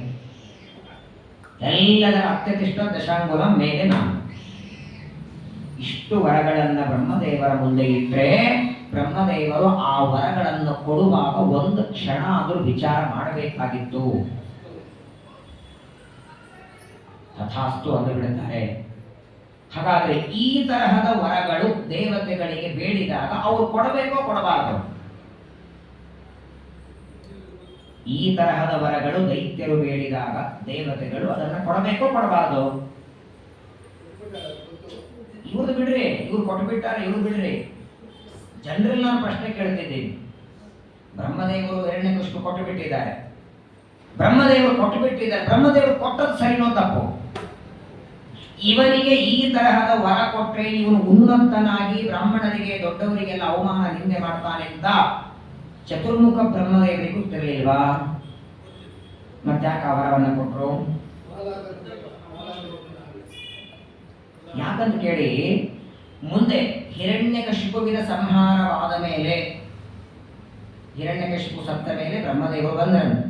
ಪರಮಾತ್ಮ ಬ್ರಹ್ಮದೇವರಿಗಂತಾನೆ ಇಂಥ ವರಗಳನ್ನು ದುಷ್ಟರಿಗೆ ಕೊಡಬಾರದು ಅಂತಂತಾನಲ್ಲಿ. ಹಾಗಾದ್ರೆ ಇಂತಹ ವರಗಳನ್ನ ಕೊಡಬಾರದು ಅಂತ ಬ್ರಹ್ಮದೇವರಿಗೆ ಅನ್ನಬೇಕಾದರೆ ಬ್ರಹ್ಮದೇವರಿಗೆ ಈ ವರಗಳನ್ನ ಕೊಡೋದು ದೇವರ ಇಚ್ಛೆ ಇಲ್ಲ ಅಂತ ಗೊತ್ತಿರಲಿಲ್ವಾ? ದೇವರ ಇಚ್ಛೆಗೆ ವಿರುದ್ಧವಾಗಿ ಕೊಟ್ರ? ಭಗವಂತನ ಸಂಕಲ್ಪವನ್ನ ಅರ್ಥ ಮಾಡ್ಕೊಂಡಿರಲಿಲ್ವಾ ಬ್ರಹ್ಮದೇವರು? ಅವರಿಗೆ ಅರ್ಥ ಆಗಿಲ್ಲ ಅಂದ್ರೆ ನಮ್ಮ ಉಳಿದವರ ಗತಿ ಏನ ಮೇಲೆ? ಪರಮಾತ್ಮನ ಸಂಕಲ್ಪ ಅರ್ಥ ಮಾಡ್ಕೊಂಡಿದ್ದಾರೆ. ಆದರೂ ಪರಮಾತ್ಮ ಸಾಮಾನ್ಯ ಜಗತ್ತಿಗೆ ತೋರಿಸ್ತಾನೆ ಯಾರಿಂದ ಹಾನಿ ಇದೆ, ಯಾರಿಂದ 10,000-100,000 ಜನರಿಗೆ ಹಾನಿಯಾಗತ್ತೆ, ಇಂತಹ ವರಗಳನ್ನು ಕೊಡಬಾರದು. ಇದು ಬಿಡಿ, ಇವ ಕೆಳಗೆ ಮೇಲೆ ಅವುಗಳಿಂದ ಹೊಡೆಯೋದು ಬೇಡ, ಇವುಗಳಿಂದ ಹೊಡೆಯೋದು ಇದು ಬೇಡ. ದಶಮಸ್ಕಂದದಲ್ಲಿ ಮುಚುಕುಂದನ ಕಥೆ ಬರುತ್ತೆ. ಮಾಂಧಾತರಾಜನ ಮಗ ದೇವತೆಗಳಿಗೆ ಯುದ್ಧದಲ್ಲಿ ಸಹಾಯ ಮಾಡ್ತಾನೆ. ದೇವತೆಗಳು ಏನಾದ್ರೂ ವರ ಬೇಡ್ಕೊಂತಾರೆ, ನಿದ್ದೆ ಕೊಡಿ ಅಂತಾನೆ. ಅಲ್ಲಿ ಆದ್ರೂ ವರ ಬೇಡಬೇಕಾ? ಹೇಳದೆ ಕೇಳದೆ ಬರೋದು ಒಂದು, ಹೇಳದೆ ಬರೋದು ನಿದ್ದೆ ಒಂದಿಲ್ವೇ? ಅದನ್ನು ವರ ಬೇರೆ ಕೇಳಬೇಕಾ? ಮುಚುಕುಂದ ರಾಜ ಗಾಢವಾದ ನಿದ್ದೆಯನ್ನ ಬೇಕು ಅಂತ ಬೇಡಿದರೆ ತಕ್ಷಣದಲ್ಲಿ ದೇವತೆಗಳು ಕೊಡ್ಲಿಲ್ಲ ಅಂತೆ. ತಕ್ಷಣದಲ್ಲಿ ಕೊಡ್ಲಿಲ್ಲ, ತಥಾಸ್ತು ಅನ್ನಲಿಲ್ಲ. ಮುಚುಕುಂದ ವರ ಬೇಡಿದಾಗ ಸ್ವಲ್ಪ ಹೊತ್ತು ನಿಂತ್ಕೋ ಅಂತಾರೆ, ಕಣ್ಣು ಮುಚ್ಚುತ್ತಾರೆ, ದೇವರ ಹತ್ರ ಪ್ರಾರ್ಥನೆ ಮಾಡ್ತಾರೆ, ಮತ್ತೆ ನಿದ್ದೆ ಬೇಡುತ್ತಿದ್ದಾನೆ, ಕೊಡಬೇಕೋ ಬೇಡೋ? ಪರವಾಗಿಲ್ಲ ಕೊಡುವಂತ ದೇವರ ಆಜ್ಞೆ ಮಾಡಿದ ಮೇಲೆ ಕೊಟ್ರನ್. ಯಾಕಂತ ಕೇಳಿ, ದೇವರಿಗೆ ಕೇಳದೆ ಇವರೇನಾದರೂ ನಿದ್ದೆ ಕೊಟ್ಟಿದ್ರೆ ಅವನು ನಿದ್ದೆ ಮಾಡುವ ಕಾಲದಲ್ಲಿ ಅವನೇನು ಜಪ ಪಾರಾಯಣ ಎಲ್ಲ ಬಿಡ್ತಿದ್ದೋ ಇಲ್ಲ ನಿದ್ದೆ ಮಾಡಿದಾಗ ಆ ಬಿಟ್ಟ ಪಾಪದಲ್ಲಿ ಭಾಗಿಗಳು ಯಾರಾಗಬೇಕು? ನಿದ್ದೆ ಕೊಟ್ಟವರೇ ಇಲ್ಲ. ಎಲ್ಲಿವರೆಗೂ ಅವನು ಮಲಗಿರ್ತಾನೆ ಅಲ್ಲಿವರೆಗೂ ಅವನು ಪಾರಾಯಣ ಜಪ ಧ್ಯಾನವನ್ನ ಬಿಟ್ಟದಕ್ಕೆ ಇವ್ರು ಭಾಗಿಯಾಗಬೇಕು. ಅದಕ್ಕೆ ದೇವರ ಹತ್ರ ಬೇಡಿದ್ರೆ ನಾಳೆ ನಮ್ಮನ್ನ ಹಾಕ್ಬಿಡುತ್ತೆ, ನಿದ್ದೆ ಕೊಟ್ಟು ನೀವು ನಿದ್ದೆ ಕೊಟ್ಟಿದ್ದಕ್ಕೆ ಅವ ಮಾಡ್ತಿದ್ದಾನೆ, ಅವನೆಲ್ಲ ಮಾಡೋದು ಬಿಟ್ಟಿದ್ದಾನೆ ಅಂತ ಎಲ್ಲಿ ನಮಗೆ ದಂಡವಾಗುತ್ತೆ ಅಂತ ಕೇಳಿದಂತೆ ದೇವರಲ್ಲ, ಪರವಾಗಿಲ್ಲ ಅವನು ಎಷ್ಟು ದಿನಗಳವರೆಗೆ ಮಲಗುತ್ತಾನೆ ಅಷ್ಟು ದಿನಗಳವರೆಗೆ ಅವನು ಯಾವ ಕರ್ಮ ಮಾಡದಿದ್ದರೂ ಅವನಿಗೆ ದೋಷ ಬರದೇ ಇದ್ದಾಗ ನಾನು ನೋಡ್ಕೊಳ್ತೇನೆ. ಮಾತ್ರವಲ್ಲ ಅವನು ಎದ್ದಾಕ್ಷಣ ಅವನಿಗೆ ನಾನು ಕಣ್ಣಿಗೆ ದರ್ಶನ ಕೊಡ್ತೇನೆ. ಕಾರ್ಯವರನ್ನ ಸಂಹಾರ ಮಾಡಿಸಿ ಮುಚುಕುಂದನಿಗೆ ದರ್ಶನ ಕೊಡ್ತಾನೆ. ಹಾಗಾದರೆ ದೇವತೆಗಳಿಗೆ ನಿದ್ದೆ ಬೇಡಿದ್ರು ಕೊಡಬೇಕಾದ್ರೆ 10 ಸಲ ವಿಚಾರ ಮಾಡಿ ಕೊಡ್ತಾರ ಅವರು. ಅಂತಾದ್ರಲ್ಲಿ ಅವ್ರಿಗೆ ನೋಡಿಸ್ಕೋಬಾರ್ದು ಇವ್ರಿಗೆ ನೋಡಿಸ್ಕೋಬಾರ್ದು ಅಂತ ಇಷ್ಟೆಲ್ಲ ಕೇಳಿದರು. ಒಂದು ಮಾತಂತಾರೆ ಬ್ರಹ್ಮದೇವರು, ತಾತೆ ಮೇ ದುರ್ಲಭ ಪುಂಸಾಂ ಯಾನ್ ವೃಣೀಶೇವರನ್ನಮ. ನೋಡು ಹಿರಣ್ಯಕಶಿಪು, ನೀನು ಬೇಡಿದ ಎಲ್ಲಾ ವರಗಳು ಅಪರೂಪ ದುರ್ಲಭವಾದ ವರಗಳು. ಅದು ದುರ್ಲಭ ಅಂತಾರೆ, ಕೊಡ್ಲಿಕ್ಕೆ ಬರಲ್ಲ ಅಂತಾರೆ. ನಾವು ಯಾರ ಹತ್ರ ಹೋಗಿ ಏನು ಕೊಡ್ಲಿಕ್ಕೆ ಬರಲ್ಲ ಅದನ್ನೇ ಕೇಳಿರ್ತೀವಿ. ಅದೆಲ್ಲ ಕೊಡ್ಲಿಕ್ಕೆ ಬರಲ್ಲ ರೀ, ನೋಡ್ರಿ ನಮ್ಮವರಿದ್ದೀರಿ, ಸ್ವಲ್ಪ ಹೆಚ್ಚು ಕಡಿಮೆ ಅಂದ್ರೆ ಮಾಡಿ ಟೇಬಲ್ ಕೆಳಗೆ ಟೇಬಲ್ ಮೇಲೆ, ಪರವಾಗಿಲ್ಲ ನಮ್ಮವರೇ ಇದ್ದೀರಿ, ಯಾವಾಗಲೂ ಬರ್ತೀರಿ ಅಂತ ಪಾಪ ಕೊಡದೇ ಇದ್ದದ್ದು ಕೊಡ್ತಾರೆ ನೋಡಿ. ಹಂಗೆ ವಾಸ್ತವಿಕವಾಗಿ ನೀನು ಕೇಳಿದಂತಹ ವರಗಳನ್ನು ಕೊಡ್ಲಿಕ್ಕೆ ಬರಲ್ಲ, ಆದರೂ ನಿನ್ನ ತಪಸ್ಸು, ನಿನ್ನ ನಿಷ್ಠೆ, ನಿನ್ನ ಏಕಾಗ್ರತೆಯನ್ನ ಕಂಡು ನಾನು ಕೊಡ್ತಿದ್ದೇನೆ ಅಂತ ತಥಾಸ್ತು ಅಂದುಬಿಟ್ರ.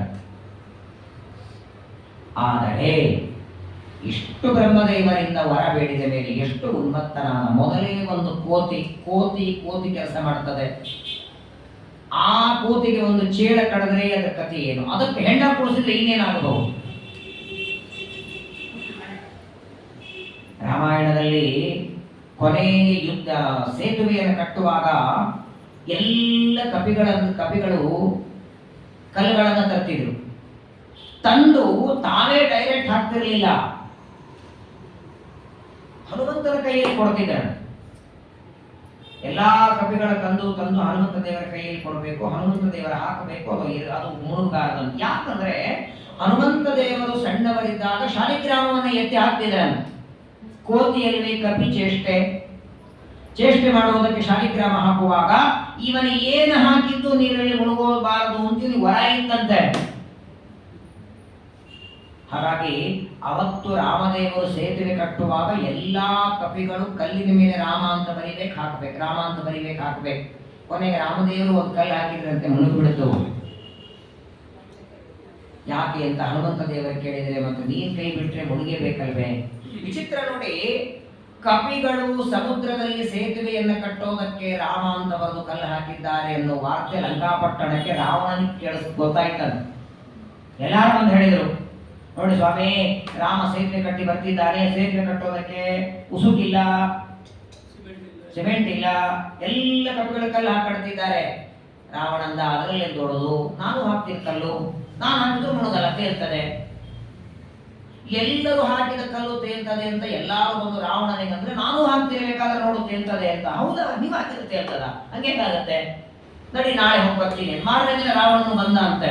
ರಾವಣನು ಒಂದು ದೊಡ್ಡ ಕಲ್ಲು ಹಾಕಿಬಿಟ್ಟು ಅಂತ ತೇಲ್ತಿತ್ತಂತದು. ರಾವಣ ಹಾಕಿದ ಕಲ್ಲು ತೇಲ್ತಿರುವಾಗ ಎಲ್ಲರೂ ರಾವಣನಿಗೆ ಜಯವಾಗಲಿ, ರಾಮನ ದ್ವೇಷಿ ಇವ, ಅವರಂದ್ರು ರಾಮ ಅಂತ ಹೆಸರು ಬರೆದಕ್ಕೆ ತೇಲಿತ್ತು ಸರಿ, ಇವನೇ ಪಾಪ ಕಲ್ಲು ಹಾಕಿದ್ರೆ ತೇಲ್ತಲ್ಲ, ಏನು ಬರಲಿಲ್ಲಮ್ಮ. ಅವನ್ಯಾಕೆ ಬರೀತಾನೆ? ರಾಮನ ಹೆಸರು ಶತ್ರು, ರಾಮನ ಶತ್ರು. ಎಲ್ಲರಿಗೆ ಆಶ್ಚರ್ಯ, ಎಲ್ಲರೂ ರಾಮ ಅಂತ ಹೆಸರು ಬರೆದದ್ದಕ್ಕೆ ಕಲ್ಲು ತೇಲಿತು, ರಾವಣ ಏನೂ ಬರದೆ ತೇಲಿತು. ರಾಮನಿಗಿಂತ ಒಂದು ಕೈ ಮೇಲಾದಲ್ಲ. ಎಲ್ಲರೂ ರಾವಣಿಗೆ ಜೈಕಾರ ಹಾಕಿದ್ರಂತೆ. ರಾತ್ರಿ ಮನೆಯಲ್ಲಿ ಮಲ್ಕೊಂಡಿದ್ದ, ಮಂಡೋದರಿ ಬಂದಂತೆ, ಕಾಲು ಒತ್ತ, ನಿಜವಾಗ್ಲೂ ಹೇಳ್ರಿ ಏನ್ ಮಾಡಿರಿ? ನಿಮ್ದು ಆಟ ನನಗೆ ಗೊತ್ತಿದೆ, ನೀವು ಹಾಕಿದ ಕಲ್ಲ ಹೆಂಗ್ ಮುಳುಗ್ ಹೇಳ್ರಿ, ರಾಮ ಅಂತ ಬರದಿಲ್ಲ. ರಾವಣ ಅಂತ ನೋಡು, ಯಾರು ಹೇಳಲ್ಲ, ಹೇಳಲ್ಲ, ಹೇಳ್ರಿ ನೋಡು, ನನಗೂ ಅವ್ರ ಮುಂದೆ ಎಲ್ಲಾರ ಮುಂದೆ ಹೇಳಿಬಿಟ್ಟೇನೆ, ಅದರಿಂದ ಕಲ್ಲ ಮುಳುಗಿಸ್ತಾ ಇರೋದೇನು ದೊಡ್ಡದು, ನಾನು ಹಾಕ್ತೀನಿ ಮುಳುಗಲ್ಲ ಅಂತ ಏನೋ ಜಂಬ ಕಚ್ಕೊಂಡೆ. ಅಕಸ್ಮಾತ್ ನಾನು ಹಾಕಿದ್ರೆ ಮುಳುಗಿದ್ರೆ ಏನ್ ಮಾಡೋದು? ಅದಕ್ಕೆ ನಾನು ಕಲ್ಲು ಹಾಕುವಾಗ ಹೇಳಿದೆ ಮುಳುಗಿದೆ, ರಾಮನ ಆಜ್ಞೆ ಅಂದೆ, ಅದಕ್ಕೆ ಮುಳುಗಲಿಲ್ಲ. ಅಲ್ಲೂ ರಾಮನೇ ಉಳಿಸಿದ್ದು. ರಾವಣ ಕಲ್ಲು ಒಗೆಯುವಾಗ ಕಲ್ಲಿಗಂತಾನೆ ಅಲ್ಲಿ ಹೆಸರು ಬರೆದಿದ್ದಾರೆ, ಒಂದು ವೇಳೆ ಮುಳುಗಿದೆ ಅಂದ್ರೆ ರಾಮನ ಆಜ್ಞೆ, ರಾಮನ ಆಣೆ ನಿನಗೆ, ಎನಗೂ ಆಣೆ ರಂಗ ನಿನಗೂ ಆಣೆ. ರಾಮನ ಆಣೆ ಹಾಕಿದ್ದಕ್ಕೆ ಕಲ್ಲು ಮುಳುಗಲಿಲ್ಲ, ಅದು ಯಾರನ್ನೂ ಹೇಳಿಲ್ಲ ಅಂತಾನೆ ರಾವಣ. ಅಂದ್ರೆ ಅವನ ಪ್ರಾಣ ಉಳಿಸಿದ್ದು, ಅವನ ಮಾನ ಉಳಿಸಿದ್ದು ಪರಮಾತ್ಮನೇ.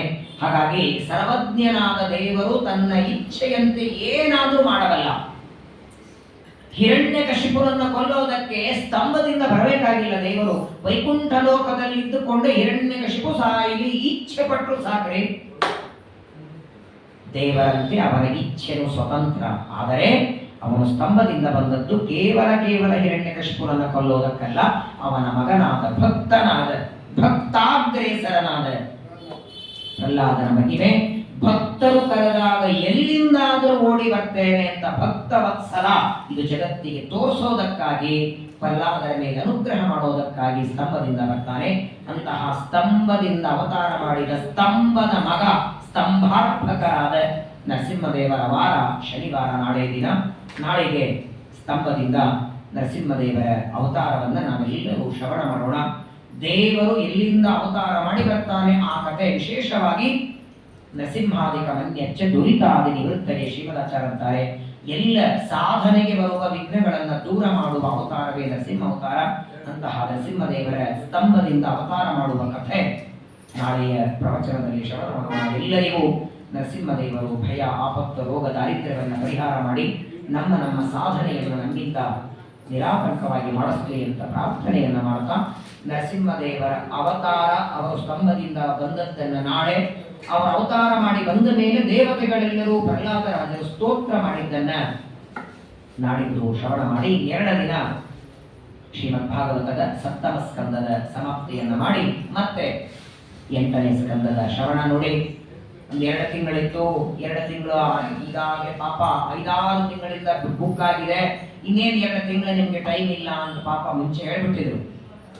ನಾನು ಊರಲ್ಲಿರಲ್ಲ, ನಾನು ನೇಪಾಳ ಯಾತ್ರೆಗೆ ಹೋಗ್ತಿದ್ದೇನೆ, ಪರವಾಗಿಲ್ಲ ನೇಪಾಳ ಯಾತ್ರೆ ಮುಗಿಸ್ಕೊಂಡು ಬಂದ್ಮೇಲೆ ಮಾಡೋಣ ಅಂದ್ರೆ ಟೈಮೇ ಇಲ್ಲ ಅಂತ. ಆದ್ರೆ ದೇವರಂತ ಪಾಪ ಪ್ರತಿ ತಿಂಗಳು ಮಾಡ್ಕೊಂಡು ಇಷ್ಟು ಟೈಮ್ ಕೊಡ್ತೇನೆ ಅಂತ ಮತ್ತೆ ಜ್ಯೇಷ್ಠ ಮಾಸದಲ್ಲಿ, ಇವಾಗ ಚೈತ್ರ ಮುಗೀತದೆ, ವೈಶಾಖ ಮಾಸದಲ್ಲೂ ಒಂದಿಲ್ಲ, ಮತ್ತೆ ಜ್ಯೇಷ್ಠ ಮಾಸದಲ್ಲಿ ಒಂದು 5 ದಿನದ ಪ್ರವಚನದ ಟೈಮ್ ಕೊಟ್ಟಿದ್ದಾರೆ. ಆ ಸಂದರ್ಭದಲ್ಲಿ 8ನೇ ಸ್ಕಂದದ ಪ್ರವಚನವನ್ನು ಶ್ರವಣ ಮಾಡೋಣ. ನಾಳೆಗೆ ನರಸಿಂಹದೇವರ ಅವತಾರದ ಚರಿತ್ರೆಯನ್ನು ಶ್ರವಣ ಮಾಡಿ ನರಸಿಂಹದೇವರ ಅನುಗ್ರಹವನ್ನೆಲ್ಲರೂ ಪಡೆಯೋಣ. ಶ್ರೀಕೃಷ್ಣ.